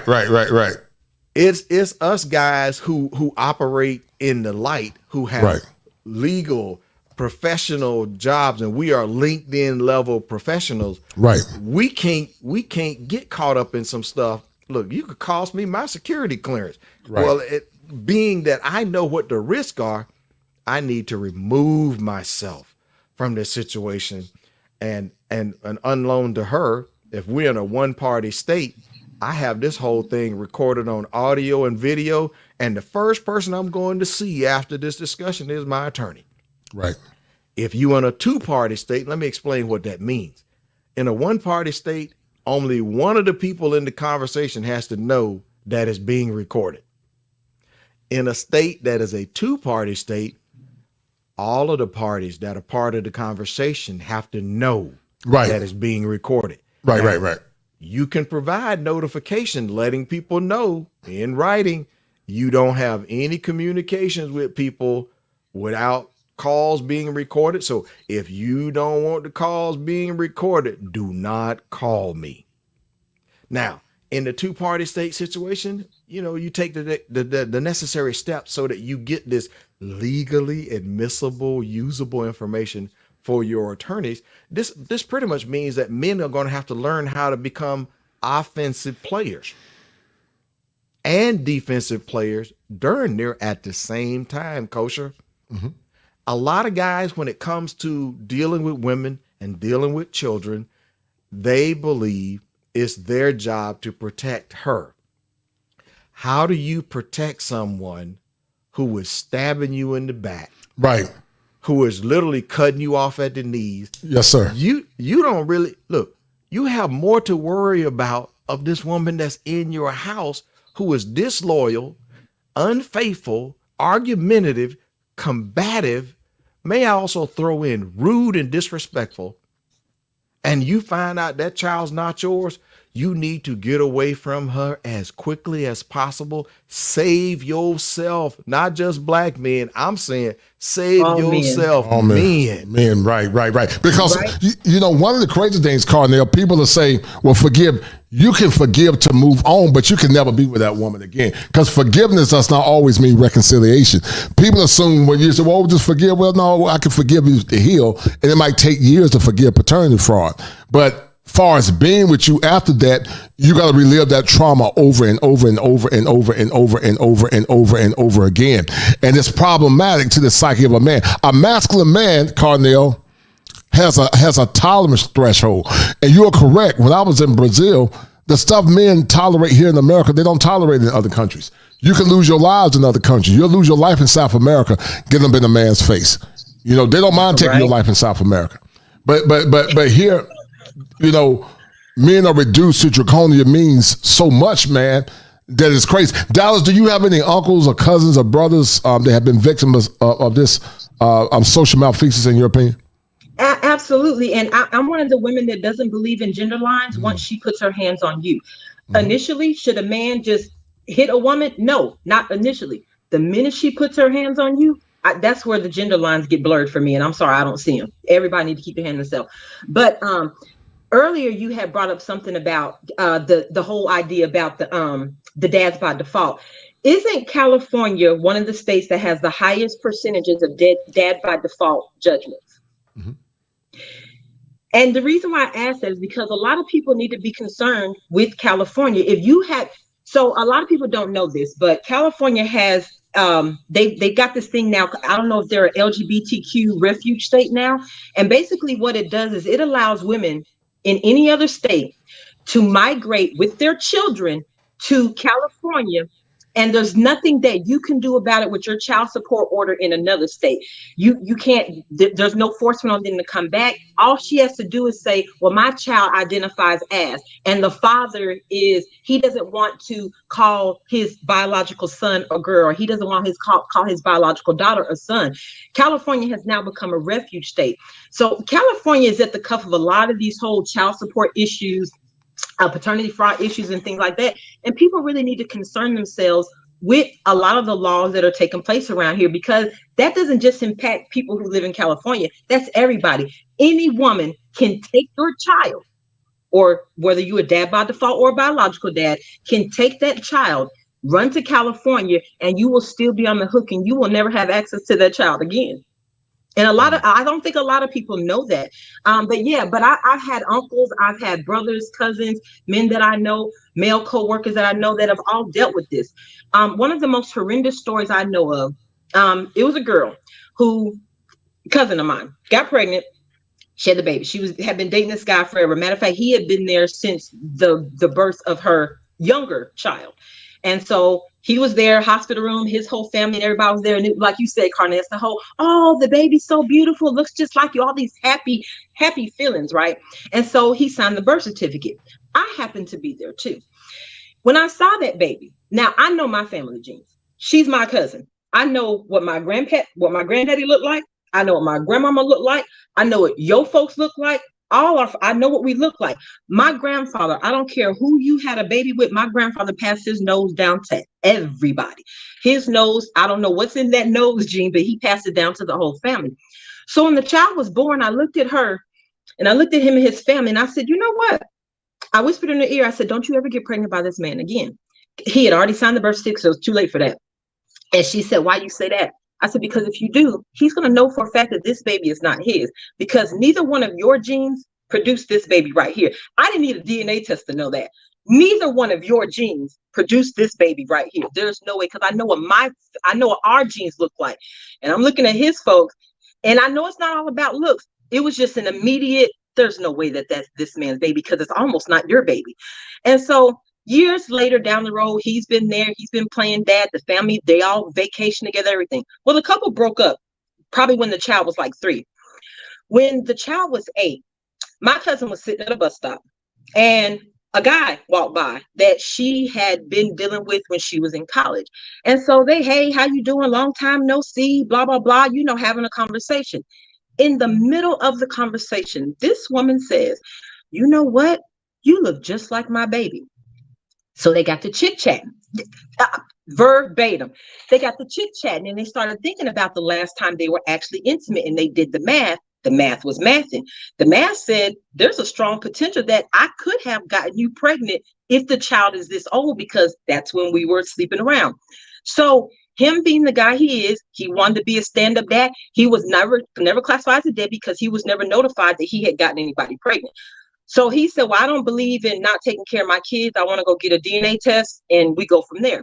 She allowed this man to go get a DNA test. Meanwhile, she didn't tell legal dad anything, dad that's on the birth certificate. She didn't told him a thing. So he goes down and gets the DNA test, come back. He is the father. And he looks just like his daughter, or his daughter looks just like him. Spitting image. But that wasn't the worst part. The worst part is, since he was the guy that wants to be responsible for his kids, he starts coming around. He starts spending time with the child. They're bonding.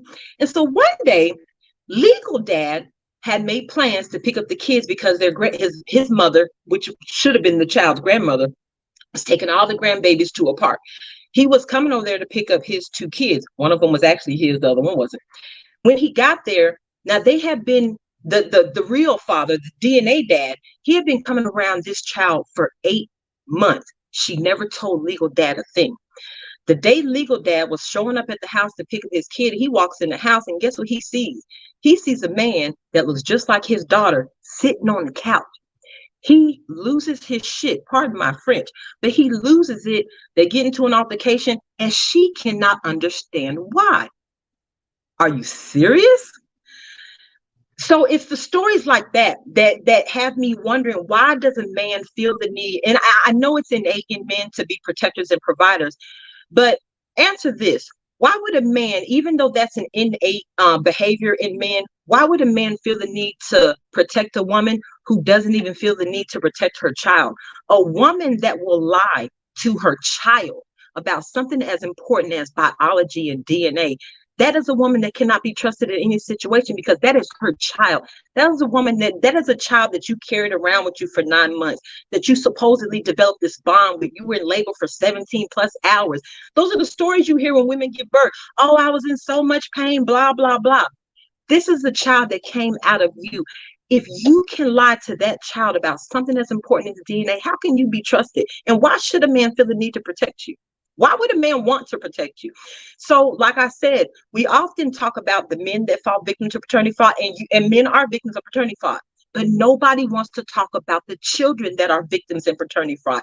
Nobody wants to address that situation. Nobody talks about the crime committed against the child. And I don't care what you say, a crime has been committed against that child for a mother, a biological mother, to be cool with lying to their child about something as important as DNA. Because like you said, when you were on our show, Carnell, if a woman goes home with the wrong baby, all hell's going to break loose if she finds out. Anybody can be named as a dad by default, and nobody bats an eye about it. So when you made the whole thing about women, the sugar spice and everything nice, I came up with we need to go ahead and nip that in the bud. Women are vicious, malicious, and almost everything about them is fictitious.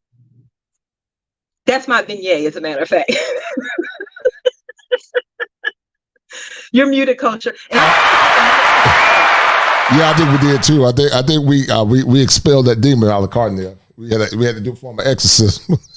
But yeah, for the story. But I could not believe that she played victim in that situation. I'm like, are you serious? Right.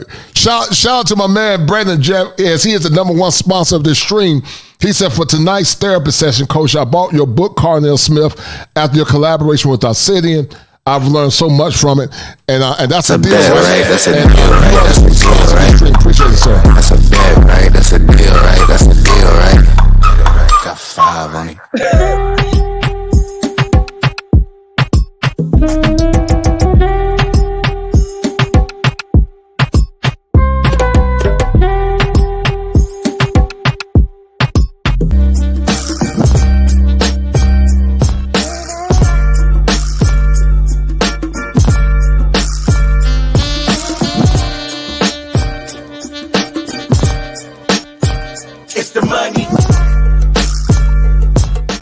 And guys, we talk about advocacy. I've been advocating for men and righteousness long before the manosphere. I've been a stalwart for truth and justice Similar to Dr. King when he was in his 1960 Birmingham speech. I am the coach clinician, and I had my famous speech back in 19.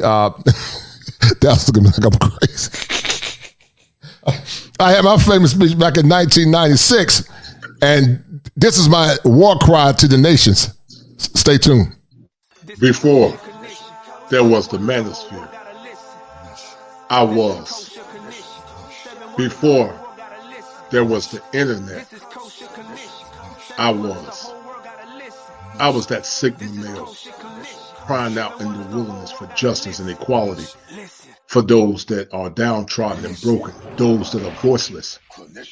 I was the kosher clinician before I was the kosher clinician on the internet. My plight and my war cry for justice and humanity is nothing fake, but I've always been kosher. And sit back and get this kosher fought.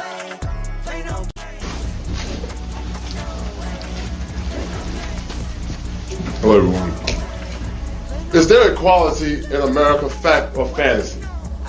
First of all, I would like to salute all fellow human beings and most graciously those who are beacons of light for justice and righteousness. To vocally explain the tenets of equality, fact or fantasy, I must begin with the combination of two alphabets, I and F, which spells if. There's no respect of person, but gives protection to all them that fear him. So therefore I ask you this profound and non-scholastic question. If there was equality in America, will I be standing here today? You decide, fact or fantasy. All right. This is kosher condition. 7 wonders, the whole world gotta listen. This is kosher condition. 7 wonders, the whole world gotta listen. This is kosher condition. I play no games, Carnell. I don't play no games, man. I've been advocating for since I was 26, man, when it come down to men, boys, and masculinity, man. Long before the manosphere, I was on my grind advocating, sometimes taking L's and sometimes losing jobs and status because, I took it serious, man. And it's unfortunate and sad. And, I would say even more so now, Carnell, we got to advocate because we don't have any voices for men now. And many times when men do speak, consistent with what Dallas said, it's a thinking error called minimization. That basically means we minimize the pain of boys and men to the aggrandizement of the selfish nature of the modern woman. Anything we go through, it doesn't matter. Just deal with it. And once again, as I said before earlier, a broken man is a hopeless man. A hopeless man is very dangerous. And that's part of what's called the anger stage in the bargain, because men begin to go do bargaining when they try to figure out what's going on. God, why me? Why did I have to go through the fact that this son is not mine? Can we go back and reverse the hand of time? But they realize they can't do it. And then they go into the worst stage called depression. And if they get out of that depression stage, then they go to acceptance.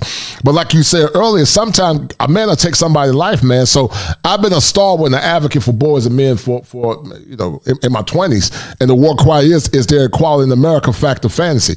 And the question is no. When it comes down to male rights and male issues, by and large, there is no equality when it comes down to the social and the moral malfeasance as it relates to men, boys, and masculinity. What's your take on that? I think that you're right, and to join some of your sentiment, I've been doing this for over 35 years, and I moved into the legislative space because I started to view it as getting to the core. When I started seeing, well, wait a minute.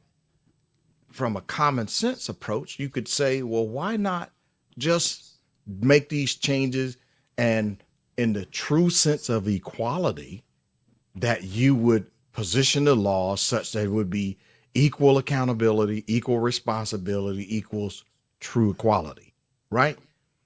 But in the earlier years, when I talked about how the laws got put in place, there was little to no representation about what the impact would be for men and boys. Think about that for a second. So with there being no advocate for the men and the boys, it is only until these issues affect the woman whose husband is affected, her son, her grandson, her fiance, her boyfriend. That has led to an evolution to where we now are helping women who are honest, who believe in the traditions of that really are differences in roles. There's truly differences between men and women.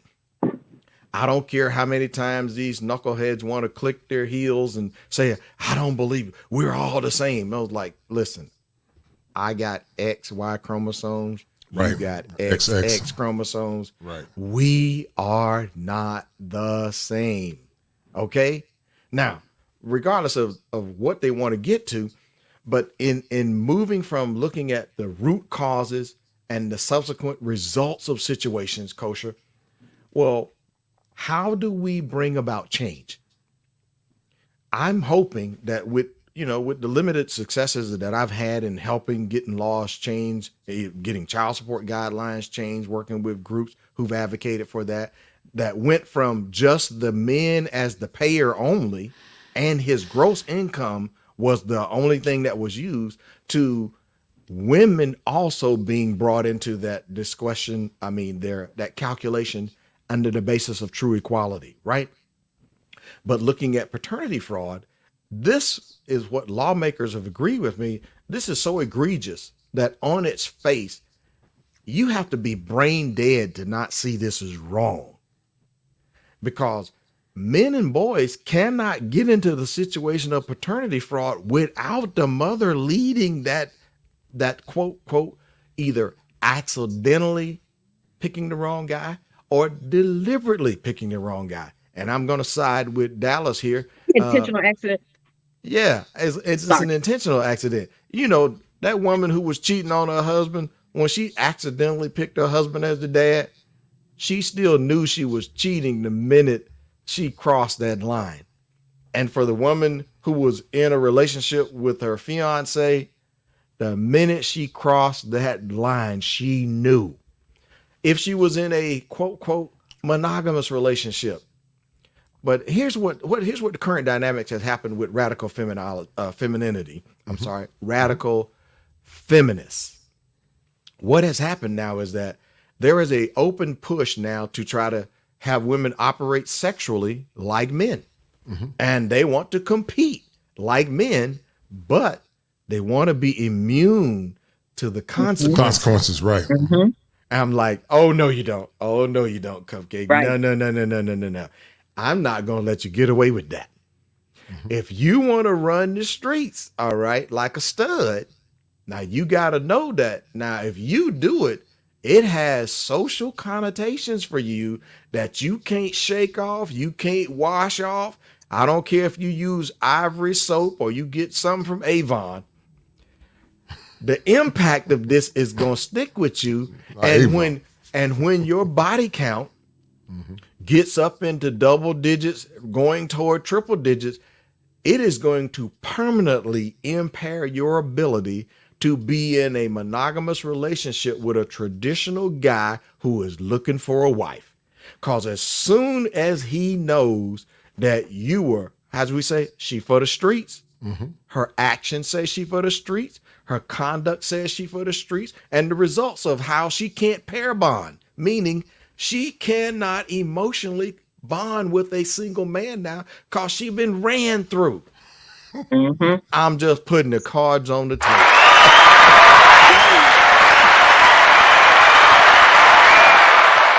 But you know what? Social media is actually exposing those stories now. You got women now that are in their 30s and their 40s who are living their best life in their 20s, being promiscuous, exercising their female liberation. And now they're trying to figure out why they can't get a guy. And it is the craziest thing to me. But the whole argument about equality, women do not want equality. It's not good on paper. It's not good in theory. But women do not want equality. They want the voice that a man has. They want the power that a man has. But they don't want the accountability that comes with that power. There you go. You cannot make a decision and not be held responsible for what happens when you make that decision, because there's an equal and opposite reaction to every action. Some things work out, some things don't. But women want to evade responsibility. And I don't get that. But they don't want equality. But I've always said the best way to get women back in line is give them exactly what they're asking for. So I don't know if you all heard the story. There's a judge, and I think it was in Virginia, that actually forced a woman to get their child on a breastfeeding schedule or bottle feed the baby because they were going through this issue. The father was complaining that during his custody time, when it was his time to have custody, the mother would use breastfeeding as a means to kind of alienate. Oh, I've got to breastfeed. Or she would say the child can't have overnight stays because I breastfeed throughout the night. So the judge actually told her, you're going to have to either create a breastfeeding schedule or you're going to have to start pumping ahead of time, leaving some of the formula, leaving some of the breast milk over at dad's house, or you're going to have to bottle feed the baby. But you're not going to allow breastfeeding to impede on dad bonding with this child as well. Every woman pretty much was outraged about that. And had I been the judge, and don't get me wrong, I agree with what the judge said, that you can't use breastfeeding to alienate a child. That every time I hear an excuse given by women, it alarms me how far they're willing to go. That you use breastfeeding to alienate your child from their father. But had I been that judge, you know what I told her? You know what, ma'am, you're right. We're not going to interfere with this breastfeeding time. We're not going to allow overnight visits at dad's house because you're breastfeeding. And also, because she wanted it for 18 months. During this 18-month time frame, your house will be completely monitored. From 8 p.m. at night to 7 a.m. in the morning, you are not allowed to leave your house because we don't want to interfere with breastfeeding. You also cannot have company at your house from 8 at night to 7 o'clock in the morning because we don't want to interfere with the breastfeeding. And this will go on for 18 months. The only exception to leaving your house is a medical emergency, which must be documented. I guarantee you, she'd have changed her tune had he said that. But all she was left with was the outrage. Oh, it's not so fair. Oh, now you're trying to interfere with bonding. But nobody talks about dad bonding with his baby. Right. So when this whole equality conversation, give women what they're asking for. I guarantee you they'll want to be barefoot and pregnant again. I guarantee you that. Dallas, hold tight, sweet. I want to ask you a question. Hold on a minute, Dallas. You said something that was very profound. I'm going to clip this. You said women are what? I want you to tell the audience women, they said they're vicious. What? Go ahead. Because I'm going to, hold on, because I'm going to let the Lord use you. I'm going to clip this. Go ahead. You know the old saying, women are sugar, spice, and everything nice? Well, modern women are vicious, malicious, and everything about them is fictitious. Oh, no doubt. That's a good one. That's the clip. That's the clip, Cornell. I let the Lord use her. But you know, Dallas, when you do the right thing, these hyenas, they'll call you a pygmy, they'll call you a mammy, they'll call you all kinds of names. How do you deal with the vitriol as you slowly begin to advocate for what's right for men? I ignore them. That doesn't bother me. I was raised by, I'm so glad that my mother was not a BMT. Shout out to Mr. Palmer. But I was raised by a strong woman who we just weren't taught that. So I don't pay attention to a lot of what outsiders say. My mama said, if they're not feeding you, putting clothes on your back or roof over your head, screw them. And I've lived my entire life like that. So you can call me a pick me all you want, but you know what? I've been picked. So that doesn't offend me. It does not offend me at all. So all y'all are trying to find a husband. I didn't have my husband. So I'm not understanding where the insult is coming from, but I just ignore them, to be honest with you. It doesn't faze me because I know that you have lost the argument when you resort to insults. Come on. Right. They lost the argument when they resort to insults. Yes. Cardinal, I'm going to get back to this clip you was at, brother. I want the audience to hear you talk. And Cardinal, just let it marinate. And then, you guys, you got any questions. If you got any questions, guys, you can send a super chat to the question for Cardinal. But also, in the meantime, shout out to my dear sister,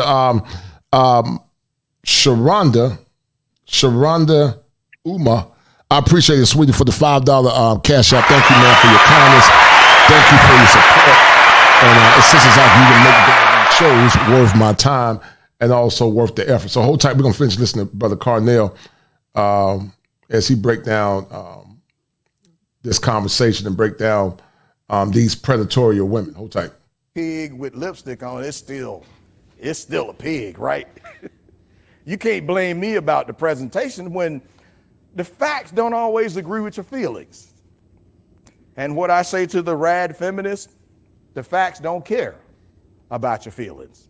The facts are, there's no current law that requires a full and truthful disclosure of all material facts to who? To the alleged father. Key word. Alleged presumed, was told he was. Now, my father comes from a generation where they had this little very famous song that says, smiling faces sometimes don't tell the truth, which is amazing to me because when I got to court, they insisted, all but demanded, that I swear to tell the truth, the whole truth, and nothing but the truth. See, if I had kind of like played it shady with my financial affidavit and say, you know what? I didn't really make six figures, Your Honor. No, I didn't. No, I didn't. No, I didn't. I did not make that much money.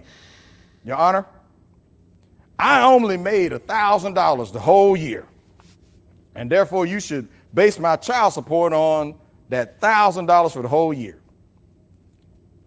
Now, as asinine as that sounds, you're like, man, there's no way you could pitch that idea and get away with it. But yet, a child's mother who has to submit no proof that a husband, boyfriend, fiance, one night stand, she is not required to submit any proof that that guy is the father. That says to me there's potential for fraud. Listen to what some appellate court judges have said. And this is the United States Supreme Court of the United States. In the field of contested paternity, the truth is so often obscured because social pressures create a conspiracy of silence, or worse, deliberate falsity, AKA lying on purpose. People say, well, how does this apply? The courts don't ask the mothers the relevant question. The relevant question is, did you have intimate relations with anyone else beside the accused during your window of conception? They don't want to ask that question. Why? That would narrow the field of people who she can point at. Right. What else the judge said? The person that alleged to be the father has a legitimate interest in not being declared the father of a child he had no hand in bringing into the world. It is important to him that he not be required to provide support and direct financial assistance to one not his child. I think that's a right decision. And since it's coming from the United States Supreme Court, or better yet, we refer to SCOTUS as Supreme Court of the United States, that is a 1987 decision when I was doing legal research to try to help my case. In my own state, the appellate court in Georgia said, not only has the putative father been cuckolded, the law adds injury to insult by requiring him to pay child support even after he established he is not the biological father. He has been framed for a pregnancy that he did not commit, and he has proof that he did not commit. He has legally admissible proof. He's not the father. He never was the father. He will never be the biological father. And it doesn't matter how much the child's mother cries and say, but I believed he was my baby's daddy. I want him to be the baby's daddy. I've gotten used to getting that $330,000 a month check. And you think that number is imaginary. I'll show you later in the slide. There is a guy who actually ended up paying $330,000 per month for child support, and the kid turned out to not be his. And he was just as ticked about it as I was about being sued for $1,800 a month. Men do not like being taken advantage of. We don't like being manipulated. We don't like being threatened. We don't like having an ultimatum of you either pay it or you go to jail. And once the balance exceeds $2,501, you are facing a felony prison conviction for what they call child abandonment. Does that sound like a good deal to anybody? Yeah, the state loves it. It is a rather revenue generating activity. So to create fiction in this matter does not make the male the biological father of the child. It simply makes him the victim of the law. While the courts may preach their false policy, they lose the respect of any citizen with common sense. The legislature should address this issue. Man, when I saw that statement from an appellate court judge, I said, hallelujah, somebody with some common sense. The judge got it right. So guess what I did? I took the issue before my state lawmakers, and we got the law changed with the full legislative support of the House of Representatives, 163-0. And in my House Senate. So Cornell, why is law and advocacy so important when it comes down to advocacy of men and boys? Okay.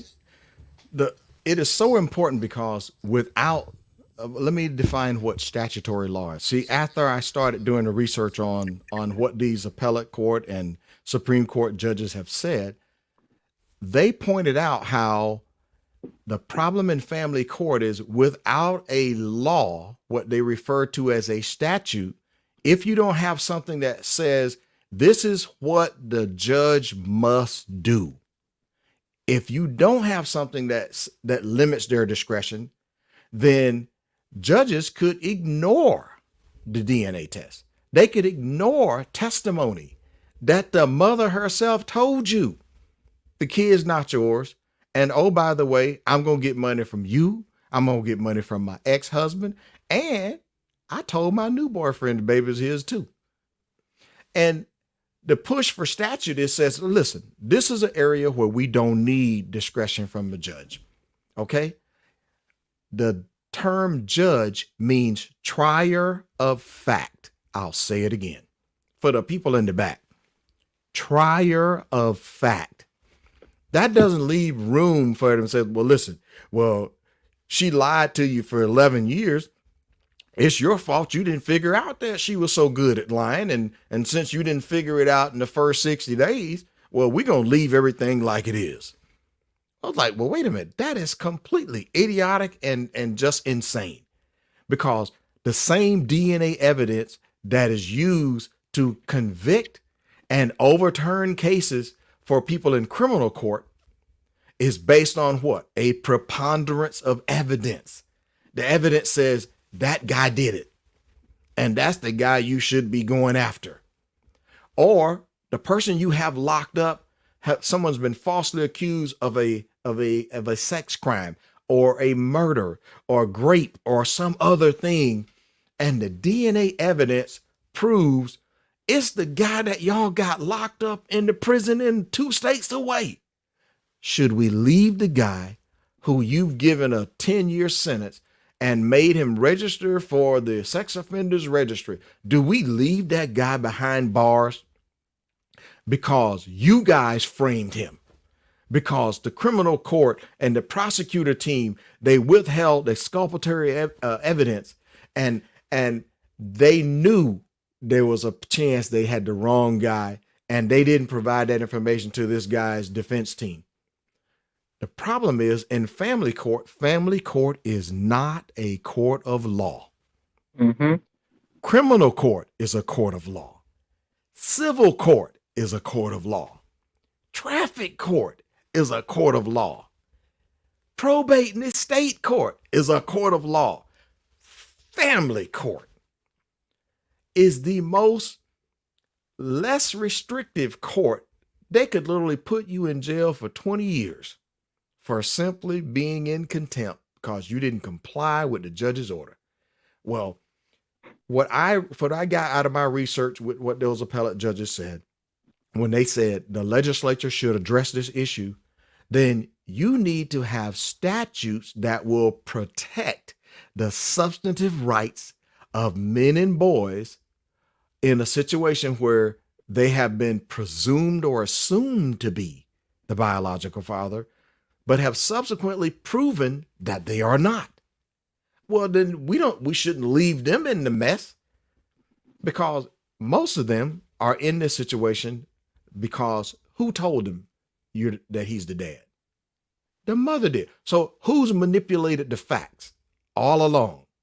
As D said, even a accidental lie is accidental mistake is still the result is the same. And by limiting, saying that given these facts, that when that paternity test says 0.0% paternity, there ain't nothing you can say that's going to make this guy to be the biological father. Now, in some cases, a guy who has already had a relationship with the child and is still allowed to be in a relationship with the child would be willing to adopt the child that's not his and assume that responsibility. Now, I wouldn't agree with that. I think the biological father in that kind of case right there could be a victim, because there are biological fathers who know, who find out later on that they have a kid and they want to be in relationship with their kid. So I think the judge shouldn't be trying to substitute and back up the woman. I can do to the United States Supreme Court. Somebody and I watched the governor sign it You're playing the video, Marlon. With the judge. Marlon. Oh, I'm sorry. I apologize. Yeah. Go ahead. Go ahead. Okay. So the case for the gentleman who was paying $330,000 a month, multi-billionaire. He is the late Kirk Kerkorian. He owns MGM Studios. He owns the MGM Grand in Vegas. The man has multiple properties. His legal team told me he literally earned $1 million per day. But his tricky ex-wife actually got pregnant by a movie producer, and he didn't find out till the kid was 4 years old that it wasn't his child. Well, California, with their great little happy selves, California has a statute that says if you don't challenge the paternity before the child's second birthday, you are banned from challenging paternity. And what Dee was asking about earlier about the default rate. Yes, California has been the most crafty at being able to get men and boys under the incorrect default judgment. It has been as high as 81% in the early 80s and 90s. 81% of their judgments that were established by default, incorrect default. And that net is so wide. By the way, it was California where we had that group of military veterans, over 600. Let me say it for the people in the back. 600 plus men, officer, non-officer, and a 3-star general. Know how I know about the general? I did his DNA testing through my former company. None of them appreciated being tricked. None of them appreciated that the state says, well, look, it's been this way right now. You didn't figure it out. You didn't know about the time limits, and we didn't exactly tell you about the time limits. And your wife, while you guys were, do the duty station rotations, you guys did a tour in Kentucky, and then you did some time in Vietnam, and then D is familiar with that. You can't necessarily tell your commander, like, no, man, I like Florida, man. I want to just stay in Florida. Probably get pimp slapped over just, You never get where you pick. Yeah, exactly. In fact, you express too much about where you want to go. They'll make sure that's the only place you don't get to go. Right. But hold on. I just have to do this. I just did the rough estimate math. So minimum 4 years, because you said he didn't find out about Tish 4. So at minimum, if he was paying, and I just did $330,000 a month times 12 months a year times 4 years, that means this man coughed up over $16 million. Yes, and he was pissed. He was royally pissed. 16 million, because a lot of people don't do the math when it comes to anything, not just child support, but bills.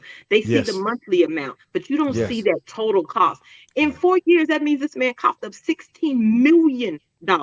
Now add 10% interest to that, the same way that the child support agency would charge him 10% if he was behind by that much. Right.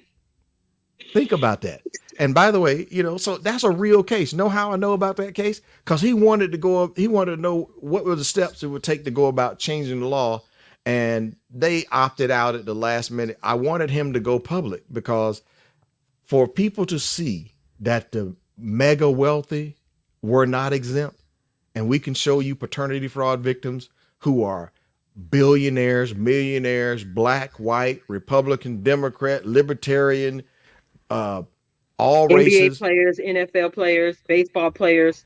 Listen, Flo Rida, Idris Elba, paternity fraud victim. Morris Chestnut, paternity fraud victim. Right. Michael Jackson, paternity fraud victim. Kanye West, paternity fraud victim. And they are not the only ones. So whether you're the guy who is just hardworking, blue collar, no collar, white collar, you can all be subject. Listen, after this miserable experience and a 5-year fight to the United States Supreme Court, I did a DNA test on my child with my wife.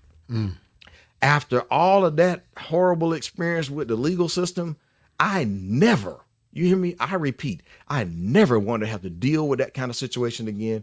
And my wife says, I have nothing to hide. She took that test with my pastor and my pastor's wife as witnesses. And the results came back. I am the biological father of the daughter with my wife, who's an honest woman.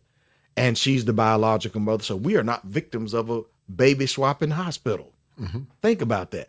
Now, the problem for a lot of guys is it takes ice in your veins to decide that you're going to go look under the rock to see what the truth really is. And some guys are scared. They're scared that this image, that this belief that she would never lie to me. I met her at church. Let me say this to you, being a former DJ. Some of the biggest freaks are pretending to be Christians. Yes, sir. Know how I know? Yeah, we ain't gonna get into that. Anyway, the point of the matter is, I think a lot of that is how we view this issue in society. We view paternity fraud as a male issue. And what society and social media has exposed is that nobody cares about male issues, unfortunately. So we, one, have got to start looking at the children as the victims. That's first of all. And second of all, I want women to look at paternity as important as men look at paternity. Because, and like I discussed with you, a lot of things that women don't realize is you women who are looking at it from a financial advantage standpoint, oh, this is just about me taking advantage of him. I'm getting this. I'm making sure this child is taken care of. Especially if you have a male child.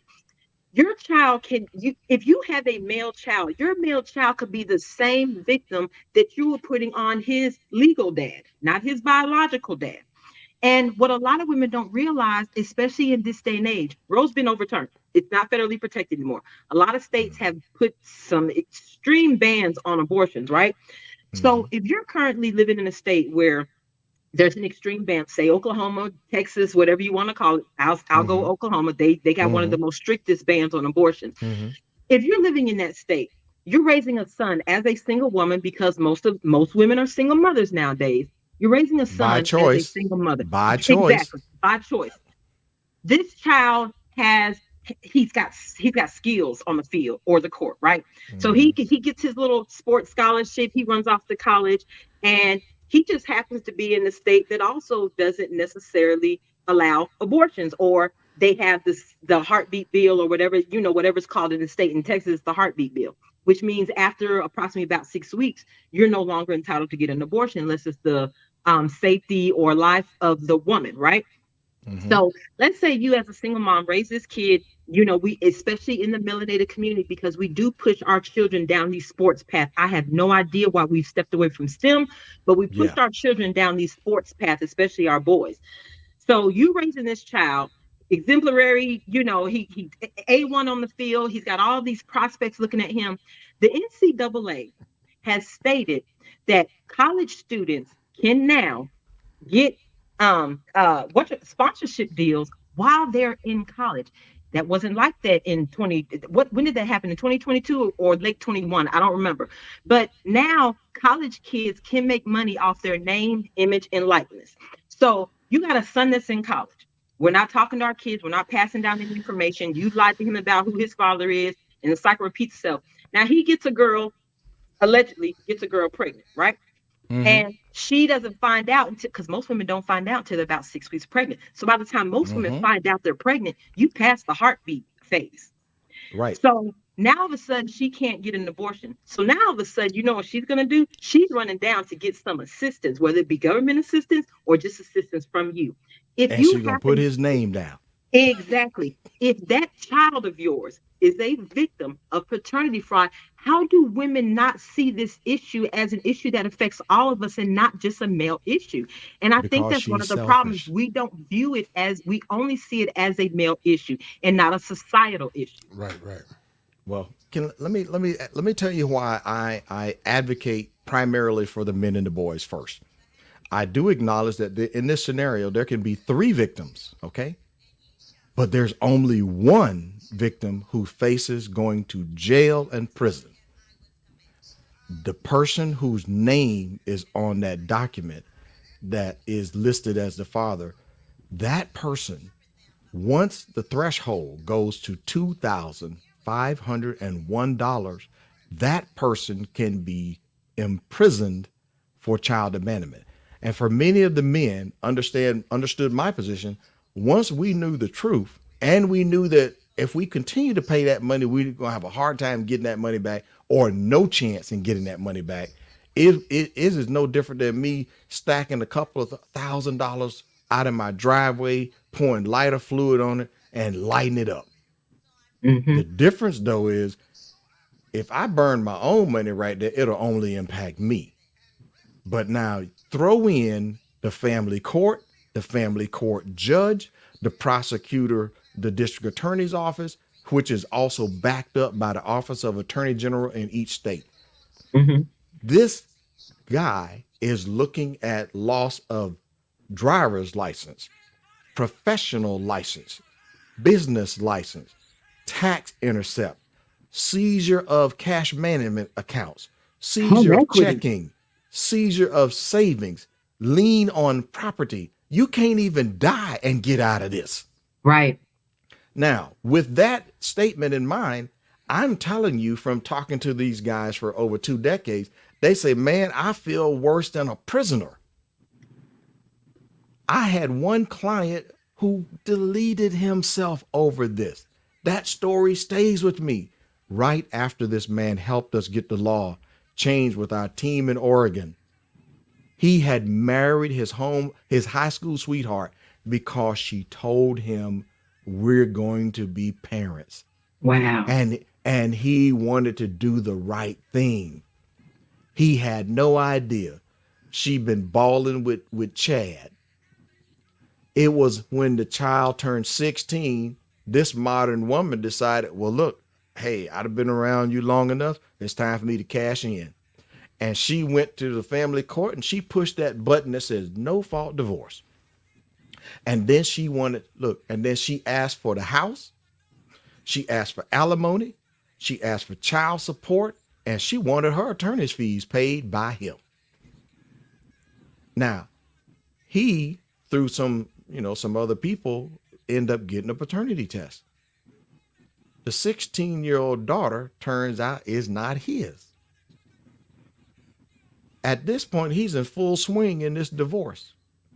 And if you're in a state that has no fault divorce and you are a paternity fraud victim with an adulterous wife or a wife who has bamboozled you, leading you with a bait baby to where you married her based on a complete lie. He said he would have never married her. Let me repeat that. He would have never married her with the knowledge up front this was not his child. And he was depressed. He did something I pleaded with him not to do. He isolated himself. I pleaded with this man, listen, go tell your family about what you're dealing with and how you're struggling. Cause you know who really let me know the girl code about how women operate in this paternity fraud ring? My older sister. She's the one who told me, she says, that ain't your baby. And I defended my ex against my sister. And if you've read the book, D, you see in the front of the book, there's a dedication to a woman named Sincere. Sincere is my oldest sister. I apologized to her.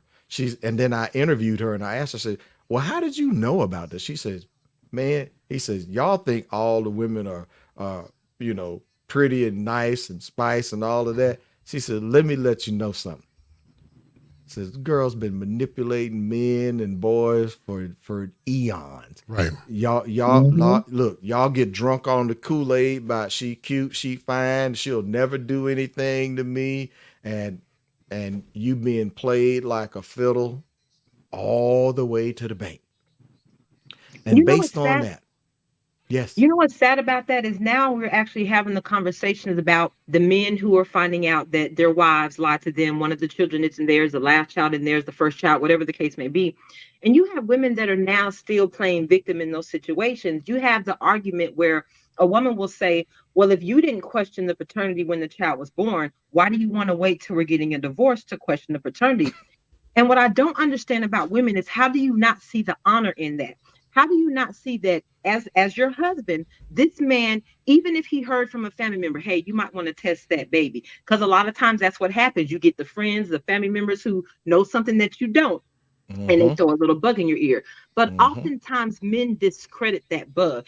They go into, like you said, oh, she wouldn't do that to me. Yep. My wife is an honorable woman. And for women to turn around and use the fact that this man pedestalized you. He put you on a pedestal when he refused to believe when other people were telling him that you cheated, that you were lying about the paternity of that child. He refused to believe that. Now that we're going through divorce, and a lot of women get nasty when it comes to divorce matters, and it's not a pretty thing, it's not. But women tend to get extra nasty in a divorce or the breakup of a relationship. Yes. Right. And I've heard women say, that's why I effed your best friend and things like that. Yep. So now, all of a sudden, you know what? Maybe I should have listened to my cousin when he told me, or my friend when they told me that you were stepping out. And so now he gets the DNA, and women are saying, well, you don't have the right to ask one because you should have questioned that when the child was born. But he put you on a pedestal when he didn't question it, because he put you, he said that there's no way my wife would do this. There's no way this woman would do this to me. There's no way this woman would lie to me. There's no way this woman would lie to our child. There's no way this woman would do that. So he put you on a pedestal and you use that to play victim. Right. And that's the problem I have with it. As I watch women in these spaces, I'm sitting around here looking, and like you said about the abandonment issue, you could have a alleged father who goes to jail for abandonment issues. But for 50 years, women have had the federal protections of abortion, which I don't care how you chop it up, it's parental responsibility abandonment. If you go get an abortion, you're abandoning your parental responsibilities. Even when the child comes here, because they love to say, oh, the child's here, it's different. Even when the child comes here, a woman still has adoption and safe havens. Even she could throw the kid away. She could throw the kid away. Without notifying dad. Don't tell him nothing. There is no legal requirement to tell anybody that you're pregnant. You don't have to tell a man. You don't have to have paternity fraud. You don't have to tell any man that you are pregnant. There is no legal requirement for that. Right. So for to see women in these spaces and what happened when Roe overturned, when I saw the fight that women had, the vitriol they had for wanting to, oh, how could you do this? Blah, blah. So you will fight to abort your baby, but you won't fight for what's in the best interest of your child. I'm having a hard time. I'm having a hard time aligning with you women. And I just can't. So even though, a lot of people say, oh, well, you just think like a man, but no, it's not. I'm on the side that's right. And you cannot sit up here and tell me that y'all can get together when it comes to abortion rights, but you can't get together when it comes to what's in the best interest of a child. And biology, knowing who your parents are, is in the best interest of a child. When you go to a doctor, what does the doctor ask you? When you first go to a doctor, there's a form you have to fill out, right? When you're a first-time patient. Family medical history. Exactly. that question is there for a reason, because it's important for you to know what type of medical conditions you possibly have inherited. So how do you Or rob at your child risk. of that? Look, or you are at risk. How do you rob a child of that? But they are all band together for abortion rights, and honestly, it's disgusting to me. Yeah, but this is what we talk about: selfish motivation. Okay, they do not want equality in the true sense of the word. So I'm going to challenge something you said. So you said the men put the women on the pedestal. Here's the deal. Here's where I challenge that. For those of us who don't deal normally, we don't deal with hood rats and chicanery-based people. We believe that people are good until you prove us wrong. Right. Now, my military friends tell me, says, nah, we don't operate like that in the military. He said, we believe there's evil in them, and it's our job to get it out of them. So, but in my opinion, there's a way you can live your life. You can believe that most people are good and be aware that there are some people who are evil, who are shady, slick, liars, manipulators, con. Okay. Now, I can tell you on the B side of this, now that I am experienced, I appreciate what's happening for the manosphere at large, right, with what is happening with this sharing of information by men worldwide across YouTube and other platforms. A lot more men and boys are getting up to speed. And would you be surprised if I tell you that there is a chapter of teen boys, MGTOW, and they're looking at what their mother did to their dad. And based on that, they're saying there ain't no way in Hades I'm going to get married. And they won't even have a girlfriend. They will treat girls as recreational use only, because even at their age as teenagers, these girls got body counts in triple digits. Right. That's what modern day feminism has brought about.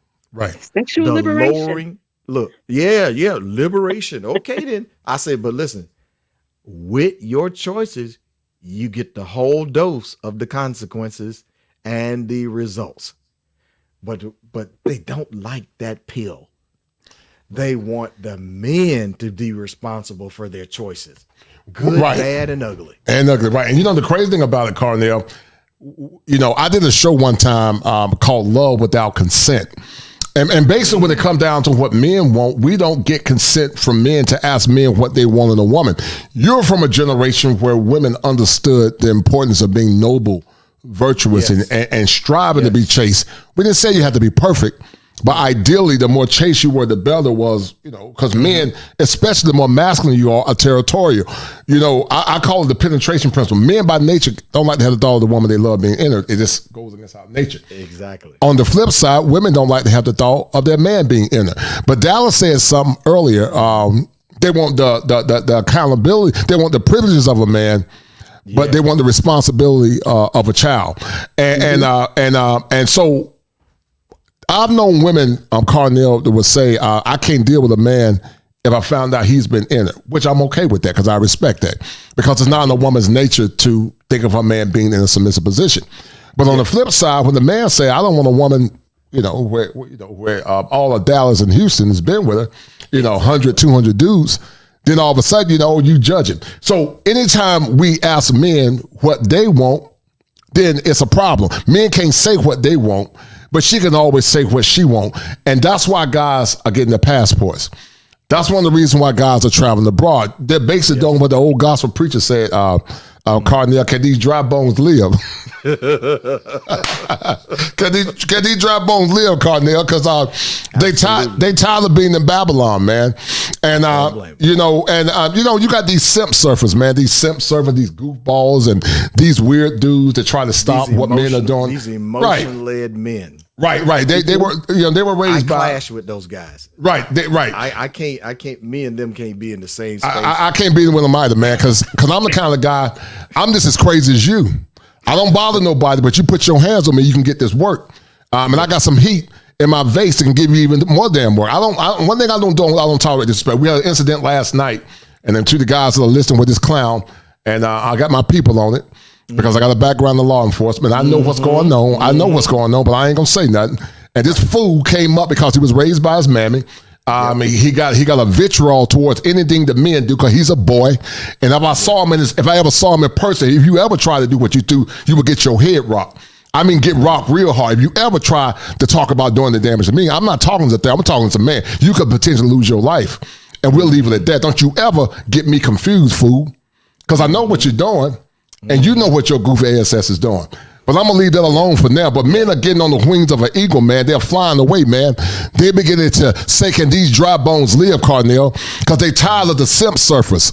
They tired of the disrespect. They tired of these women that got taxation without representation. They taxing these men, and they're not giving men a modicum of what they damn ask in return. You know, my man Peaceful Life came up with a term called relationship capitalism. And, you know, women love to shop. Dallas D, she got swag. I see she got the gazelles on, you know, chilling and whatnot. You know, Dallas got on. Are those gazelles, Dallas? Yeah, but I don't shop like people think I do. Okay, well, you got some swag. I'm gonna give you some swag because I know you love to shop. But I promise you, Dallas D want to take her hard-earned money and invest in something subpar. I promise you, Dallas D is gonna try to get the best bang for her buck when it come down to shopping. It's just capitalism. It's just basic capitalism. But on the damn flip side, when men say, I don't want somebody that the whole world have had, got multiple kids by multiple men, overweight, big as hell, but then all of a sudden I'm supposed to take damn something subpar. It's crazy. And so what it is, the counter to that is a term I created called hoflation. And, you know... Can I get stock in that? Say it again. Can I get stock in that? It's too inflated. Can you afford it? but Carnell, it's called hoflation, man. All right. Because the market has overpriced itself. You know, there was a time, Carnell, box was like $9.99 a pound. You remember back in the day when box was $9, but now box about like 99 cents. It's like Gwaltney bologna. You know, like my granddad used to say, it ain't worth a damn. That's what my granddad used to say. He said they worth a damn, Carnell, because they've given their virtue away for free, and so look, they don't appreciate their value. They don't appreciate their value, right? Look, they underappreciate their own value, and in fact, they will shame a girl today who's a virgin. Right. And unless she has the character and the intestinal fortitude to where she's going to have to take some out of Mr. Palmer's playbook, she's going to have to learn what it means to be stoic. Right. To the point where she has where she doesn't let the idiots and the naysayers who are part of the Rad Femme ideology group let them influence her to lower her standards. You hear what I'm saying? Now, I like what you said about that hoflation measure. Okay. Cause what a lot of those people who operate that way are trying to do now is they're like, well, we don't give a flip what you men want. Right. Look, we think we're worth a $200,000 a year man. Right. Cause we said so. They don't understand how market dictates. Right. Not look. The thing that's being sought is not what determines the value in the market. Right. And if they understood the value proposition, then it would seem it would be in their best interest to make themselves what the men want. Right. As opposed to trying to shame the brothers. So save yourself, men, in the interim. Ignore Crazy Keisha. Ignore the hood ratism, the combative, argumentative, disloyal. She got 3-4 baby mamas. I'm not saying she can't be a good person, and I'm not saying the Lord can't save her soul. I'm saying that's too much of a problem for you, and you don't have to deal with it. I never, listen to this. Now hear this. I never dated a woman who had a child. I've had women who tried to hide the existence of their children and tried to get me into a relationship. And I had a kid say, are you going to be our new daddy? And I said, what? New daddy? Who is your mama? Mm-hmm. And that's her right there. This woman has like 6 kids, and she was hiding the existence of those kids. Once she found out that I was an engineer, that I owned a company, I had 2 cars, I had a 3-bedroom, 2-bath brick house at the time, and I was single. She had repositioned her radar, and you're gonna be baby daddy number 7 if there's anything she could do to make that happen. Once I found out she had kids and she was even trying to hide them, I was like, I'm out, deuces. Listen, this is not gonna work between you and I. And look, I wish you well. You're cute. You take care of yourself and everything. But I'm looking for something else, and I'm gonna wish you well. Now, do you know if people in that kind of situation want to cuss the man out? Want to cop an attitude toward the man because I have preferences. I'm like, wait a minute, you got preferences? What? A man with preferences? Like, how dare him? Listen, how dare a melanated so-and-so have the audacity to have standards? What preferences? No, you should get whatever they say you can have. Right. Wrong, Kate. Wrong, Crazy Keisha. Right. Wrong, listen, I'm going to say, even if Crazy Keisha, she's got a professional white collar job. But guess what? If Crazy Keisha is acting like Keisha in the hood down the block, I don't care whether she's got a 6-figure, 7-figure job. She got 3 baby daddies just like Keisha do. She operate like Keisha. She just doing it at a different income level. And I say to the men, you don't need that kind of headache. Every man that I've ever knew who was worth something, he wanted to come home to his place of peace. And he was expecting his environment to have peace. And I'm looking for, at the end of the day, if I've killed dragons out there, I'm going to say something that I know Marley can appreciate. That we as men who are men of color often still go through some stuff that is based on our race, having to prove competence at a level way above a person who is not looking like us to get half the credit. Yes, sir. Now, I'm not playing a race card here. I'm just telling you that I am 62 and I'm telling you I've been there, done that, seen it firsthand. And with my peer group of men across multiple states, it ain't isolated to me. Hello, Mr. Kosher Clinician. No. So with the changes of the environment and those women who want to adopt a superiority position to men, and they want to be immune from consequences of operating like men, I would say leave them in their delusion. And if Crazy Keisha, look, let them get the whole dose.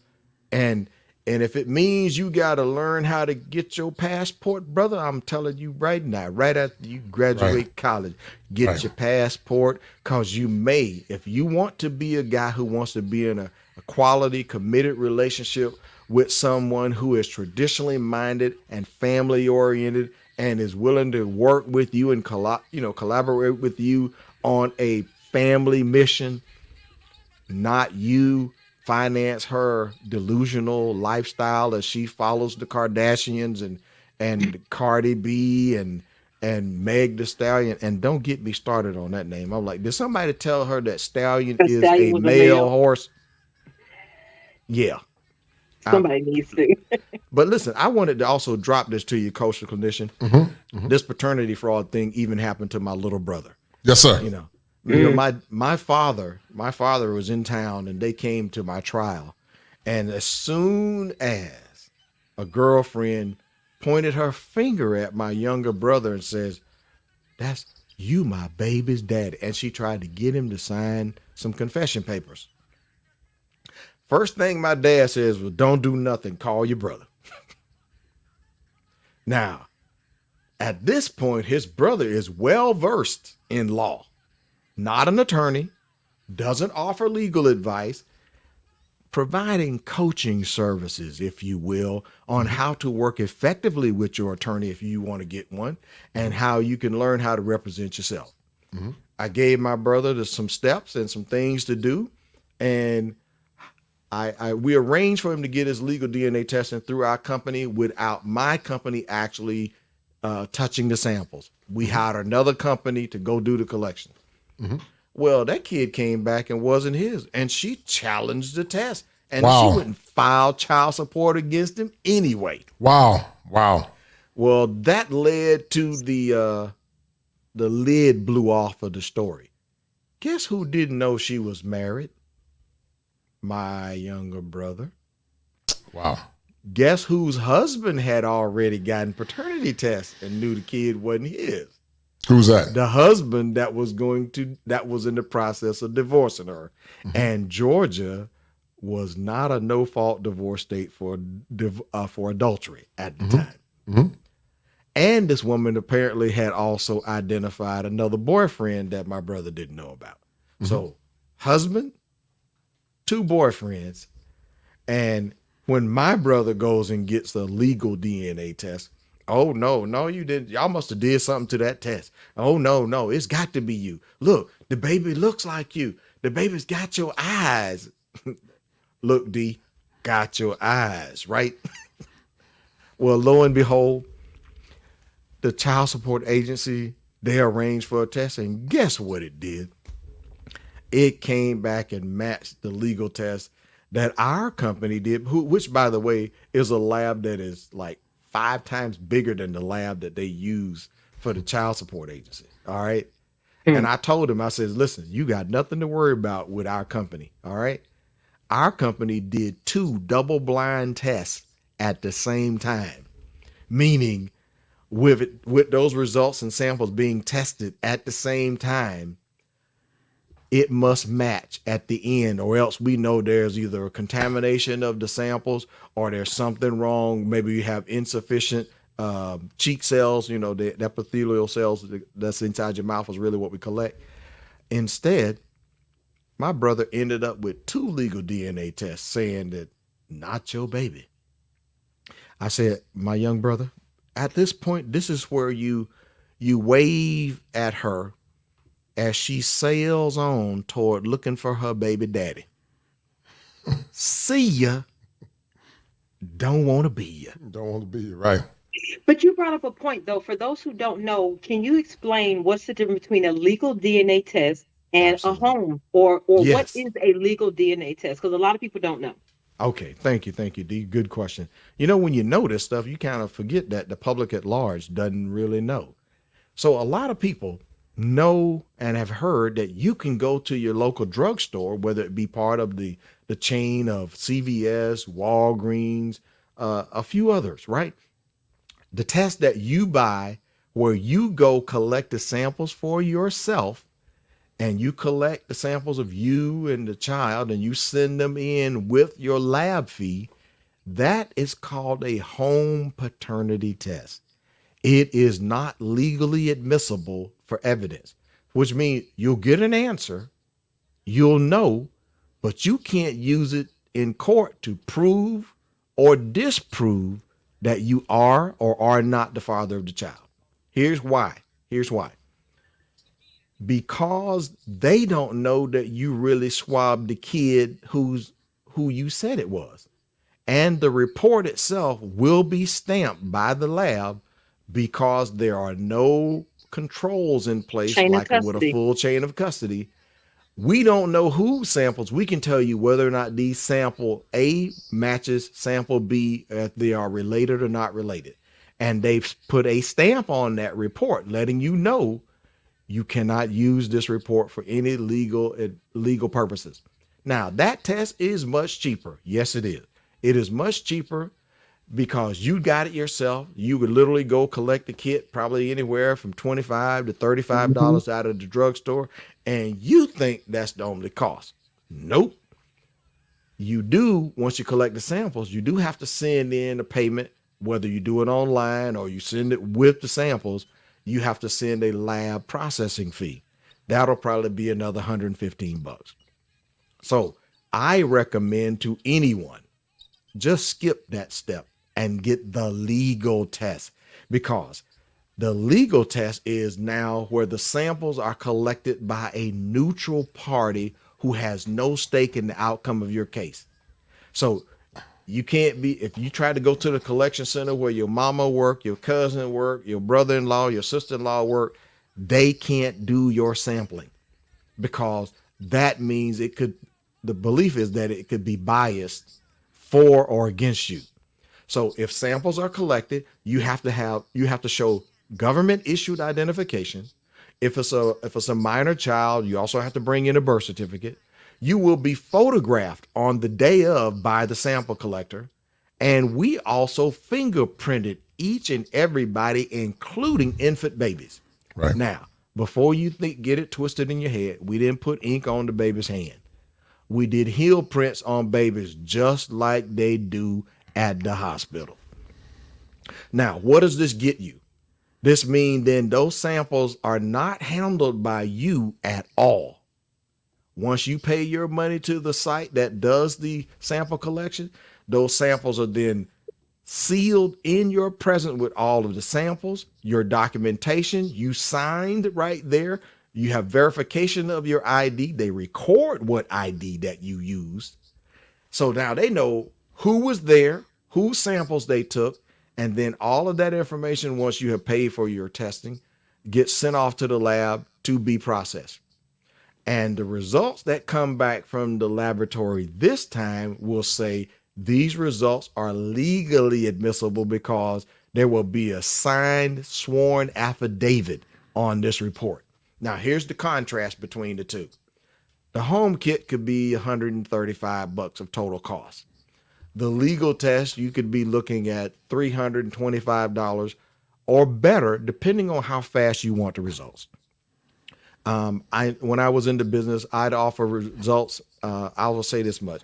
You know, your Idris Elba type people wanted 1 day service, and they were willing to pay for 1 day service, and they wanted private collections done at their estate or at their palace. Okay. They were more than willing to pay $1,500, $2,000 to have that done, to get 1 day results and have it collected, because they don't want no media. They don't want anybody to know that's what they're doing. There might be a court case, all right, involved already. And these results are then delivered. If there's a court case involved, the results are sent straight to the court. We don't give the results to either person if it's a court already involved. If it's a court not involved, we give the results to the man who is the alleged father. He gets his results from us. And if the woman is, if mother's alive or the legal guardian of the child, they get results direct from us. Now, those safeguards are put in place in terms of the fingerprinting, getting where the results come from, is so that you don't have somebody who gets a copy of Adobe and Photoshop. And guess what? We done caught people trying to make their own tests. You can go out on the internet right now and you could buy a positive DNA test result. You could buy a negative DNA test result. It is sold under entertainment purposes only, but you could buy a fake pregnancy test that says she's pregnant. Mm-hmm. You can buy a fake I know women test. who have done it. Look, And you then could buy a fake test that says she's not pregnant. So this is an area where you need to operate with some people who operate in integrity, but also have knowledge. Look, I got 25 plus years in the game here as a legal services provider worldwide, as a legislative consultant, and as a coach of having helped people. And some of my clients have gotten all of their money back by suing for fraud and got double and triple damages. It varies by state what's available to you. It varies how soon you find out something. And let me say this for the benefit of the kosher clinicians audience. Once you get the results, the first person you contact with the result is not the child's mother. Let me say this to you with some strategy here. You don't go tell crazy Keisha that you got DNA results that prove the kid ain't yours. Because if you already got a court order or your name's on the birth certificate, You need to be getting legal advice, not talking to her, giving her time to come up with a cover story. And she said, Your Honor, well, I told him 4 years ago. He just don't remember. And she the reason why you here. She's the reason you're here. You know what I did when I got those results? The first phone number I dialed was my attorney. I didn't tell the ex-girlfriend nothing. She knew when she got the lawsuit for fraud. You hear what I'm telling you? And then the first thing she said, her legal team says, how do we know that test is accurate? I said, I'll take any other test you want to, as long as it's a legal test. Because look, I'm in the business at this point. I was in the business with the lab, did my test. So at this point, I know how this is supposed to go. And whatever lab you choose to use, they better come back with the truth, or else I'm coming after them too. Cornell, let me interject for a minute real quick. And also Dallas, you know, the topic of the show was phantom walkers, and phantom walkers are wicked women that inject poison into innocent men. But after the injection, men become shallows of that said phantom walker. From you guys' anecdotal experience, starting with Dallas and then to Cornell, what have you seen from these phantom walkers as it impacts the psyche of men? And do many recover or many never recover based on your experience, Dallas? For men, no. The ones who go through that, oftentimes you do have the men that self-delete. You have men that never recover financially from this situation. You have the men that their form of recovery is completely isolating themselves, walking away from the situation, and they don't care what court summons you send to their house. What they just completely wash their hands and walk away. So I don't think that they do. But coming from women, the problem is women don't care. Women don't care about the stresses that men go through. Women don't care about the legalities. They don't care about your financial status. They don't care about any of that. They're in it for their benefit. Everything about this is their benefit. The dad by default is a woman's benefit. Paternity fraud benefits a woman. Yes, ma'am. Only benefits a woman and the state, because they're collecting on child support too. But for the most part, the initial benefit is for the woman and the woman only. And it brings up a point. I was listening to Dr. Tiason Johnson. I believe he was having a conversation with BGS. And they brought up a point about why there isn't policy specifically for men. And they brought up a very good point. And they said the reason why is because men have always operated for the community, for their families, for their children, you know, and women operate as individual units. They operate for themselves. And so when it comes to women looking at men suffering through paternity fraud, like I said, they don't see the men as victims. They don't care. They don't even see their own children as victims when they're accusing a man of paternity fraud. So women generally just do not care, in all honesty. And that's what I've seen from my experience. Just like with my cousin, even when she found the biological father, she failed to tell the legal dad anything. And for 8 months, this man was coming around his child and she didn't tell him nothing. Cornell, talk about the injection, man. Sure. Based on what you've seen, do they ever recover? Well, guess what? I got contacted by a sociology professor, and she wanted to collect data to do something that almost no one ever does. When you talk about these issues that impact men, does it occur to anybody to go talk to men who are affected? Well, Dr. Sharon Squires, she was a sociology professor, I think at that time, maybe with University of California at the time. She has since gone to an HBCU. And she's actually working on an academic book now on this. And we surveyed over almost 2,000 men. And here's the results of what the men said. And we looked high and low. Nobody, listen to this, none of the states want to track the numbers for the men and the boys who've been tested turn out to not be the dads. Facts. They don't want to know. So here's what the men said. Man, they have had varying levels of emotional, mental, and financial harm upon discovering that they have been lied and manipulated, and including they end up on drugs and alcohol, using the drugs and the alcohol as a coping mechanism. and they have lost jobs. They have lost careers. Some have, as we have just mentioned, some have deleted themselves. Some have deleted other people. Mm-hmm. They are shocked, stunned, angry, enraged, depressed. Listen to this. Anxiety. Right. Because on one side of the coin here, you still got this baby mama terrorist telling him, I don't give a flying flip what that paper say. You better have my money or I'm going to file a contempt charge on you. Mm-hmm. So you got her terrorizing him, and you got the court judge terrorizing him, saying, you better have this money by Friday at 2:00. If we don't see this money, then you going into custody. We're telling you, listen, I've sat in the hearings because I'm there to provide legal DNA services in the courtroom. All right. I've heard what the judges have said to the men. We're letting you know right now your liberty is at risk. Translation, your freedom is at risk.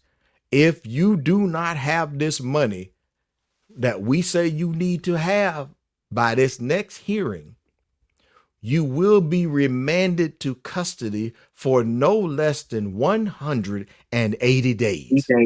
Yep. 6 months. Now, how many people gonna have a job?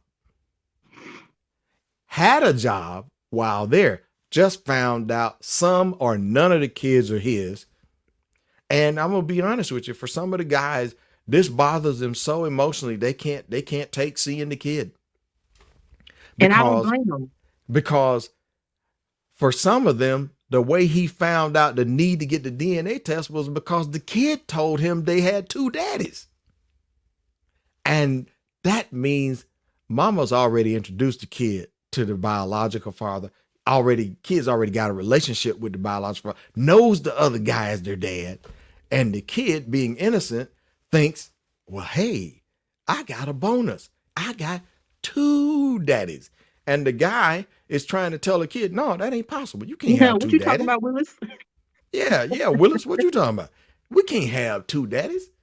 And that causes such heartache and such depression. Like, not only have I been duped by this woman who I believe in and put faith in, and I found out she is not honorable. If anything, she is dishonorable. She's disloyal. She's a liar. She's a cheat. She's a con artist. He can't take now having the kid saying to him, to his face, I don't have to listen to you. You ain't my daddy. You can't tell me nothing. Right. I'm telling you, D, that's hard for some guys to take. It is. And that's a situation another conversation that we're having about the men who are finding out. You're seeing stories playing out on social media now where men are literally walking away because they can't stay in that environment. Nope. And you have the people that want to come up all of a sudden. Now the best interest of the child comes into play. How could you walk away from the child? Now, I'm a firm believer that falling in love with the child is so different from falling in love with an adult or a significant other. There's a level of purity and innocence that comes with falling in love with a child. And once you do, it's hard to break that bond. But if you find out at year 5 that this woman has deceived you, you got women now that are saying, well, you need to stay for the sake of the child. But you didn't think about the sake of the child when you lied to them. And my thing is this. While don't get me wrong, I will commend any man that stays because, like I said, falling in love with a child is different. It's hard to walk away from a child that you love. So if you stay, I commend you for staying. Look, but for the ones who leave, choice. Exactly. But it's his choice. The And I ones who want leave- the men to have the choice. Right. I'm not gonna bash you for leaving. I'm not bad mouthing you. I'm not judging you. Because if we can judge him for walking away, how do we not judge her on that same accord? How do we not say, well, how could you do this to your child? Why did you lie to him? Why did you put his name on this welfare application? And we never want to question her. So when men go through those situations, and a lot of times it's not about them walking away from the child. I've seen men who struggle with walking away because they can no longer look her in the face, but it kills them because that means that they're no longer going to see this child that they fell in love with. But men have struggled with that, but nobody sees their cries. Nobody sees what they go through. Nobody deals with their pain. Nobody wants to. Nobody cares. I'm that guy. I didn't find out till the kid was 11. But D, every time we went to court, well, the whole thing with court started, I was paying for 11 years without a court order. Doing the right thing. Look, they say we want men to be responsible. We want you guys to do the right thing.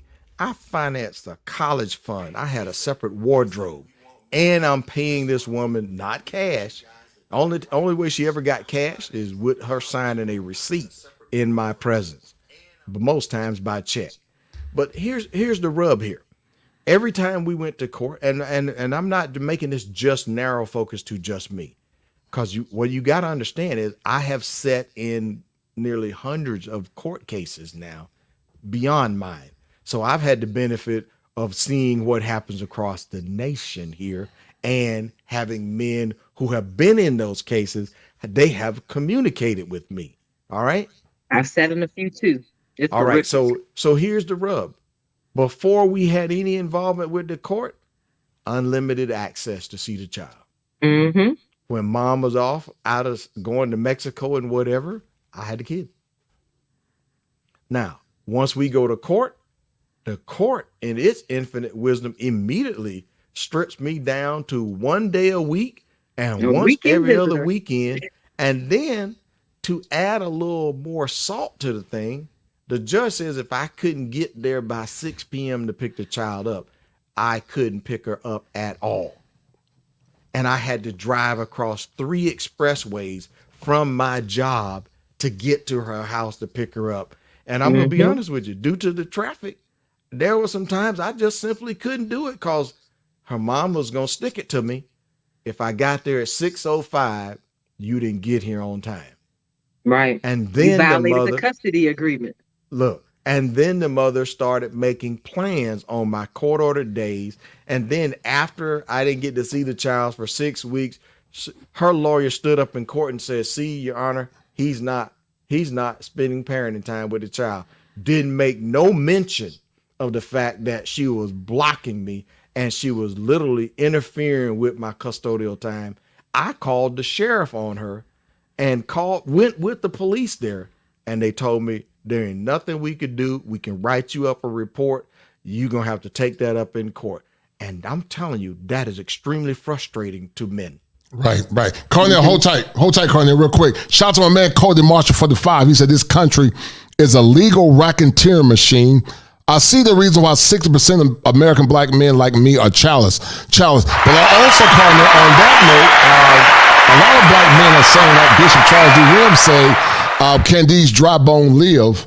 Hold tight. Then said he unto me. Then the Lord said unto me, prophesy unto the wind. Preach unto the wind. Prophesy, son of man. Preach, son of man. And say to the wind. And say to the wind. Thus saith the Lord God. Thus saith the Lord God. Come from the four winds. Come from the north, south, east, and west. O breath. O breath. And breathe upon these slain. And breathe upon these dead bodies. That they may live. That they may live. So I prophesied as he commanded me. So I preached as the Lord commanded me. And the breath came into them. And breath came into them. And they lived. And they lived. And stood up upon their feet. And they stood upon their feet. An exceeding great army. An exceeding great army. That wind, and preach to the east wind, and preach to the west wind, and tell the wind to blow on these bodies. And the preacher started preaching, said all winds, all four winds, said blow on these bodies that they may live.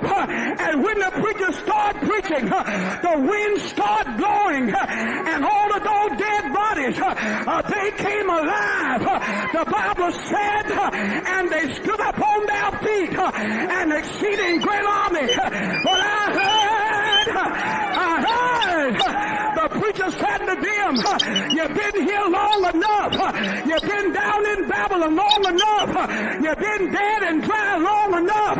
You've been separated long enough. Now let's come out of this valley. Let's go back to Zion. I heard him say, follow me. It's time now for a new beginning. Enough is enough. It's time for a new beginning. All right, the brothers are going to Zion, man. They say it's time for a new beginning. I felt that old Pentecostal feather come back. That was the late, great Bishop Charles E. Williams. I introduced him to my church years ago. But what do you think about the passport, bro, movement? Me and Dallas D, we had a conversation. I love Dallas D. That's my sweetie. I'm gonna have to go to Dallas and play the little country song. If you're ever in Texas, look me up. I'm gonna play the little country song when I go to Dallas, man. But Dallas is cool people with me. She's sweet, man. I love Dallas, man. I told Dallas she's a dude. I'm gonna start calling the Dallas dude, man. I'm gonna go tell. I don't know if she's a girl or not. Do I need to pull out my birth certificate? I'm having fun with you, Dallas. I'm having fun with you. I know you're a woman. I'm being funny. But you know, they said, can these dry bones live? That's what Bishop Charles E. Williams said. And the brothers are going back to Zion because they're trying to come out of Babylon. Mm-hmm. When you think about the passport bro movement, it's part of male empowerment. People don't understand that consistent with clinical social work or clinical therapy work, the right to self-determination says that men can do what they want to do. We're not encumbered by what people think. Because I always tell people that men do what they want to do, boys do what they can do. And if I was a single man, I wish that somebody would try to tell me how to live my life. I would end up turning to an 8. Don't you ever try to tell me how to be a man. I'm a man. I'm 6'6", 260 pounds, and got the voice of Zeus. And I'm the kindest person in the world, but if you come in my face, you'll get this work. And I mean, I'm talking about some me. I ain't never had the chance to knock nobody out, but I will if you get in my face. And so it's to the point in their car, and their men are beginning to say there's beauty over yonder in Zion. And we understand that in Zion is not perfect. We understand that. We know that women in other countries got issues as well. They're not perfect. We know that if you're a sucker in America, you'll be a sucker over abroad. You know, like me, Sister D said, you know, you got to be careful with the laws because the laws in the foreign countries are more draconian. I think most men get that, but however, here's the great conniption. The foreign woman is raised to be a wife. She understands her position. Like Jaheim said, she played her position well. She understands that she was made for him. He wasn't made for her. But see, modern women think that that the man was made for them. They get in relationships, Dallas and Carnell, expecting the man to be the wife and she is the husband. But you know, like the old folks say, the devil is a lie, not a liar. You know, black folks in the South mess the vernacular up. They say he's a lie. So you know, and I tell men, you know, a feminine woman can cause a man to live a long life. But when you got a negative, cantankerous woman that's bitter and full of contempt, and she got the spirit of Raekwon and Man and Day in them, and all them clowns that used her up and passed her around, but then she want to come to you and put that trauma on you when you're saying to yourself, I didn't have nothing to do with it. Exactly. And so you're paying for the afflictions and the pain that these other.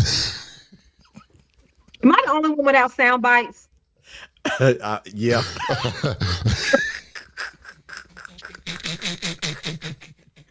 Hey, this is when you are turned up. Hey, turned down for what? Turned down for what? Right.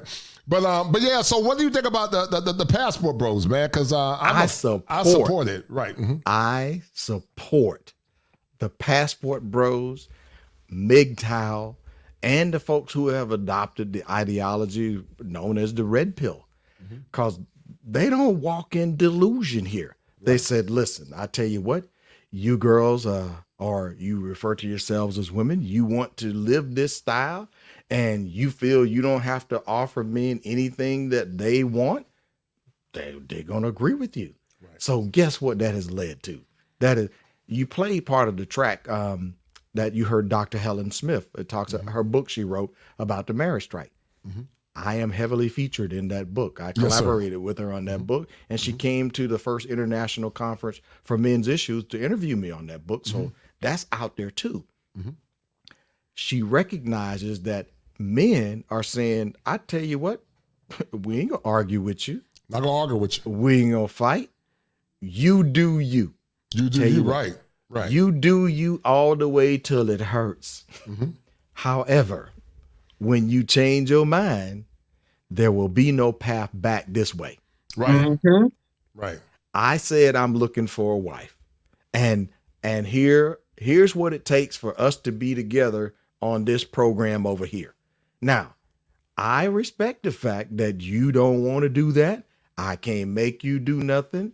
Listen, I said that I need monogamy with integrity and honor. You said you grown and you could sleep around with whoever you want to, whenever you want to, as much as you want to. Right. I said, I am not going to argue with you. I'm going to say, well, I've told you what it'll take for me to be in a relationship with you. Right. And you said that is not compatible with what you want to do. So we can't be together for nothing. We can't be, look, I'm gonna dare say if the passport bros and the rest of it will be smart, no friends with benefits with them either. And stop sleeping with these argumentative, combative, they are dangerously obese. You're causing them to be deluded and thinking that just because somebody will sleep with them, they think they're as fine as Beyonce. Facts. Right. They think they're at the same sexual marketplace value as Beyonce, and Beyonce is duping y'all and misleading y'all. She going home to a husband. Right.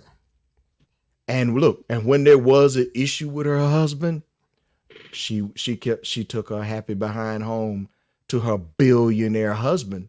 Now the rest of you clowns out there thinking that you gonna make a dude do what you want him to do and make him do. You could do that kind of stuff with those simp enforcers, right? Those emotionally led men, the ones who will let you put their gonads in your purse and he gets to use them when you pull them out the purse, whenever he can. Yes, hello, Obama. Okay, well, let me get off that one. All right. But there are those of us who said, no. My wife is not finna tell me what to do. Right. We will have conversations. We'll have conversations, right. We will discuss issues. Right. But we're not gonna have no little pouty little games and where were you? Well, wait a minute. Because I was concerned about your safety. Right. It's not I'm trying to control you, but with this modern day. But hold on, Cornell. What you're saying, men have been so conditioned to think that the word control is bad, but control is not bad. Listen, in any trial and research, you have what's called a control group. So a man got to have what's called healthy control. Now I'm gonna break it down. All right. There's a such thing called healthy control or passive control, and then there's something called abusive control. But just like the word hate, people equivocate hate is all bad. All hate is not bad. It's like all justice is not good. All hate is not bad, and all justice. Right, you hate evil, but you don't hate your neighbor. But they tend to conflate the two. Now watch this. If you believe in theology said that because of the fall of man, he will rule over her. But ruling over her does not mean that he abused power. No. It means that he holds her close to him and said, listen, because of the fall, you got to follow me because you gave yourself over to the wicked one. So a man got to have healthy control in his relationship, meaning where he guide his wife, he tell what he expects, and he say, either you're going to be my wife, because the wife really was made for him, and the wife is the caregiver. The word husband actually means the provider and protector, but wife means to follow. The wife was supposed to follow him. But see, you got these goofballs now in marriage and say, well, I'm going to do what my wife say. My wife. Let me tell you something. I can't deal with those brothers, man.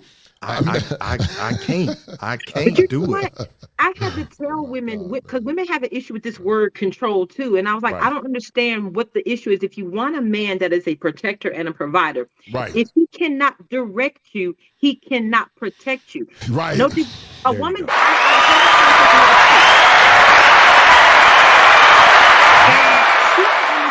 I was saying, I said, okay, well, let me break it down. I said, you have a child, right? I said, your child's 3 years old. You're 3, 4, 5 years old. You're teaching them how to cross the street, and look both ways. Right. So you're sitting on the side of the curb. You're telling the child to make sure they look both ways. The child decides that I'm grown. I'm going to do what I want to do. And I'm not looking both ways.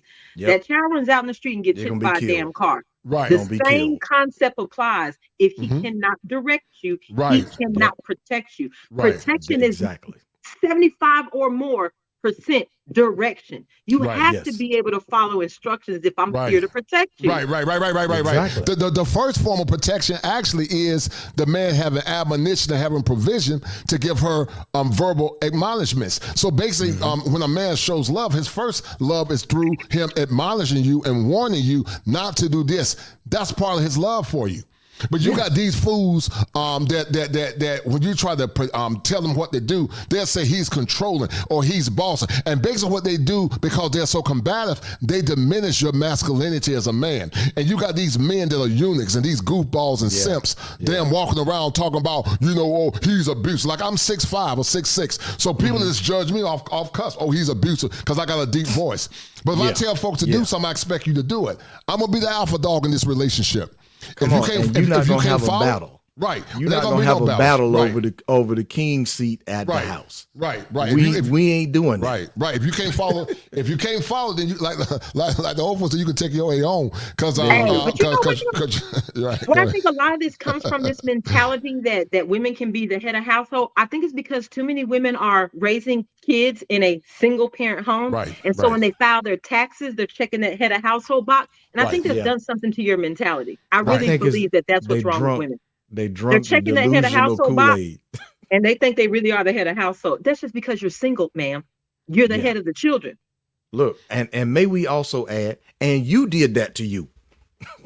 Right. All control. Oh, listen, I remember when I taught school, Cornell and Dallas, and all control is not bad. The principal would tell the teacher, you need to control your class. Yes. When you see your kids running in the street, they'll say, sir, you need to control your children.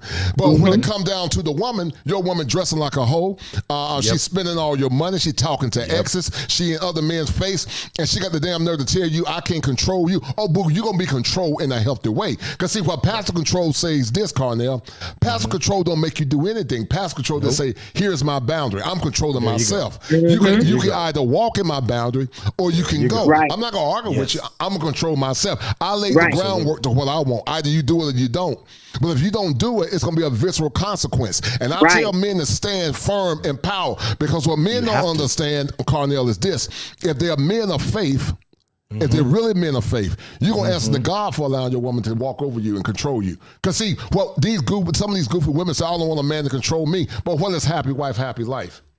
That's crap. Happy wife, happy life is control. That is crap. I've never understood that concept. It should be happy spouse, happy house. Everybody in this house is supposed to be happy. That one I'll put a stamp on. Right. The husband, wife, and the kids. Everyone in this house is supposed to be happy. And I don't know when we got to a point where we stopped operating a household as a collective.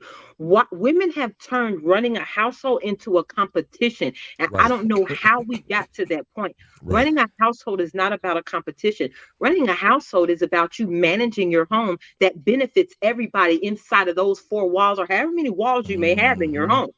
That's what it's about. But we're so busy trying to compete with men while not wanting to be responsible for the things that we do, that we literally turned that into a competition. And I just don't understand how we got to that point. I really don't. I do. And so I can't rock with women on that. They drunk. The white women sold them on this delusional ideology called feminism. They didn't have a problem with black men. Right. They got themselves duped. And then, with the great welfare reform package that came out and says, listen, daddy government will take care of you long as you don't have no man in the house. And when other communities was it the Moynihan report? I forget which one it is. But the whole thing is that during the time there was economic hard times, other communities were supplemented by the government aid that was available. And as those men were able to get back into the marketplace to get jobs, their dependency on government went down.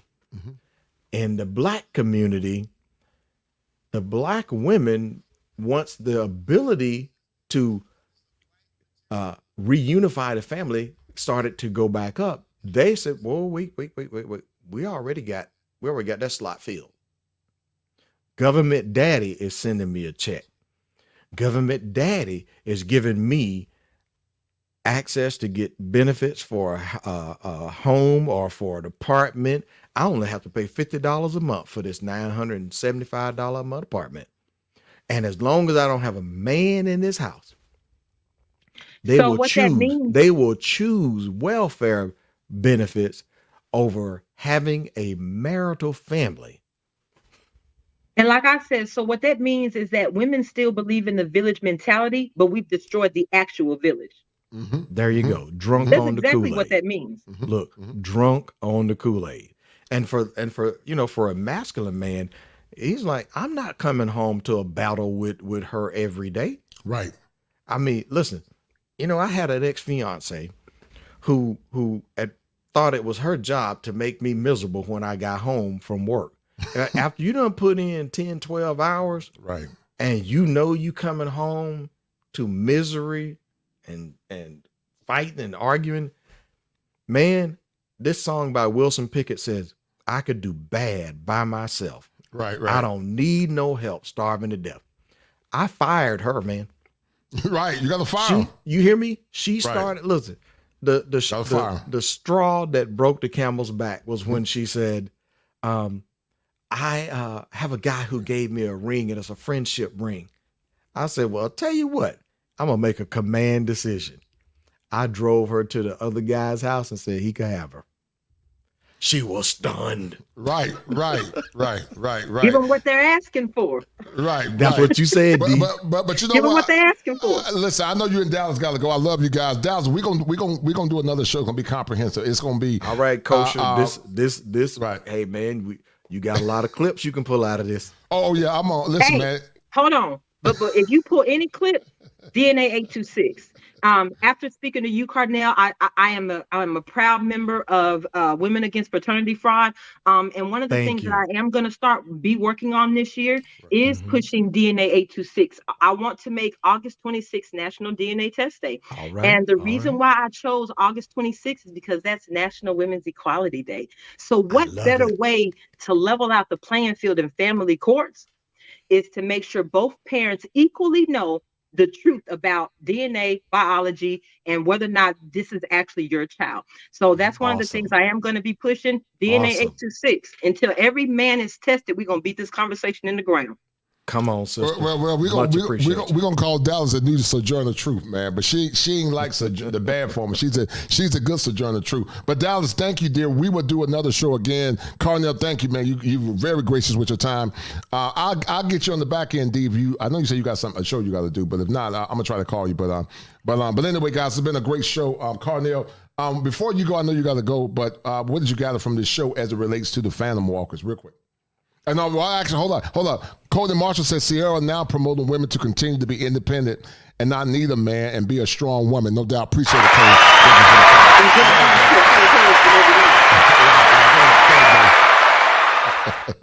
Cody. They better stop listening to her. They better stop listening to married women tell them that they need to go out there chasing, being independent. Like, wait a minute. She's putting a message out there so you guys will buy her product. And yet you dummies are going out there not paying attention to how she's actually living her life. She is not doing what she's telling you. That is controversial, hypocritical, but a rational, calm, logical thinking mind was like, wait a minute. I want the results that she's got. If I do what she's telling me, I'll never get any closer to it. But Kosher Clinician, this show, what you talked about, this subject here, yes, this is an area where men can leave themselves so emotionally frazzled that they won't ever commit to a serious relationship ever again. Mm-hmm. And that nice guy, I've seen that guy literally get changed into, he'll become Chad, who says, hey, they're only for recreational use only. Mm-hmm. Now, I don't support that approach, but I completely understand why he's that way. Mm-hmm. After he's been used and abused by his last 5 exes and his ex-wife, he doesn't believe there's any good quality left in America. So guess what he said? Passport bros, we up. Up and away. Right. and enjoying every minute of it. Dallas, Before you go, what'd you get from the show, dear? Thank you for tuning in. Go ahead. For me, men just need to protect themselves at all costs. Do not walk out of that hospital. Do not sign a birth certificate without getting evidence or proof that this is your biological child. Demand that DNA test at the hospital. When she tells you I'm pregnant, make sure you have every plan to be at that hospital when the child is born, because oftentimes that may be the only opportunity you have for a DNA swab, because we know women alienate. We know women will take the child and you may never see them again. So those possibilities exist. So I have my, you know, me and you, Coach, we've talked about the passport bros, but like I said, I understand their movement.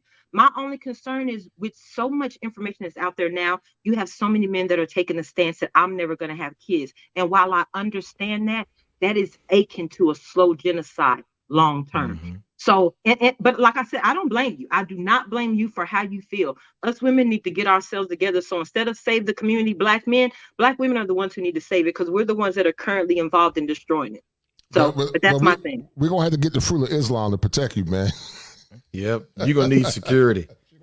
Look, I know she got military background, but it can't hurt to have somebody to watch your six, right? We're going to have to get some six shooters, man. We're going to get some six shooters for Dallas D, man. But, you know, I'm going to call her, what's the one woman from the past, man, in Dallas? There was a famous outlaw. Annie West? Annie West. Yeah, that's what she looked like, Annie West. Annie West had 2 six shooters. I'm going to start calling her Sis Dallas West. That's what I'm going to start calling Sis Dallas West. She's the modern version. Look, Dallas, you be the modern version. You have 2 Glocks instead of 6 2 shooters. Glocks, yeah. Call her Mary. Call her Mary. We're Second Amendment supporters. All right, call all day long. Call her Mary Jane. But guys, we're going to sign up. Cornell, go ahead, man. I love you, brother. Thank you for tuning in. Dallas, I'll get you on the back end. I know you said you got something to do, but I'll check in with you for free, all right? All right, got you. Great show. Thank you, sweetie. I appreciate it. Thank you. All right, guys, some of you men have been emasculated, and emasculation is something you don't have to deal with. Go check out my man Edward Field IV's book, Emasculated, and let yourself become liberated. Have you been distressed or perplexed? Emasculated. A book written by Edward Fields IV. Everything that needs to be known about men in modern time. Listen, men are not complex. They are misunderstood and unappreciated. Learn what men really feel, think, and desire. Also observe their struggle for acceptance, love, and belonging. A must read for every man in this classic book by Edward Fields IV, Emasculated. Go get your copy now.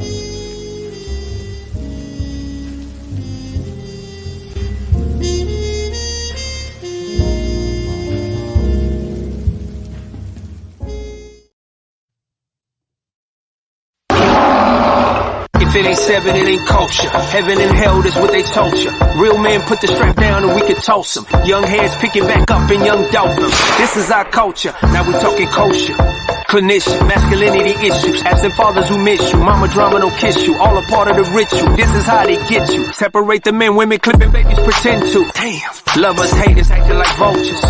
If it ain't 7, it ain't kosher. If it ain't kosher, ain't right, gotta divorce us.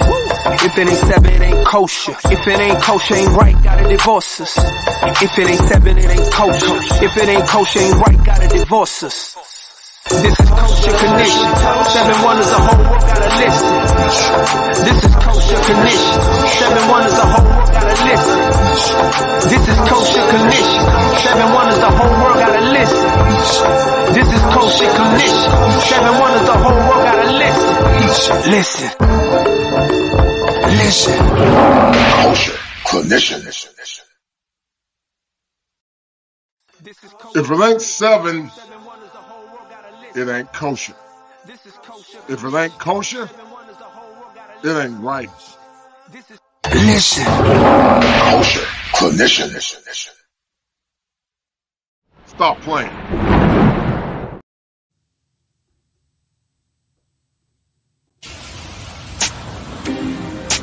I'm tired of America.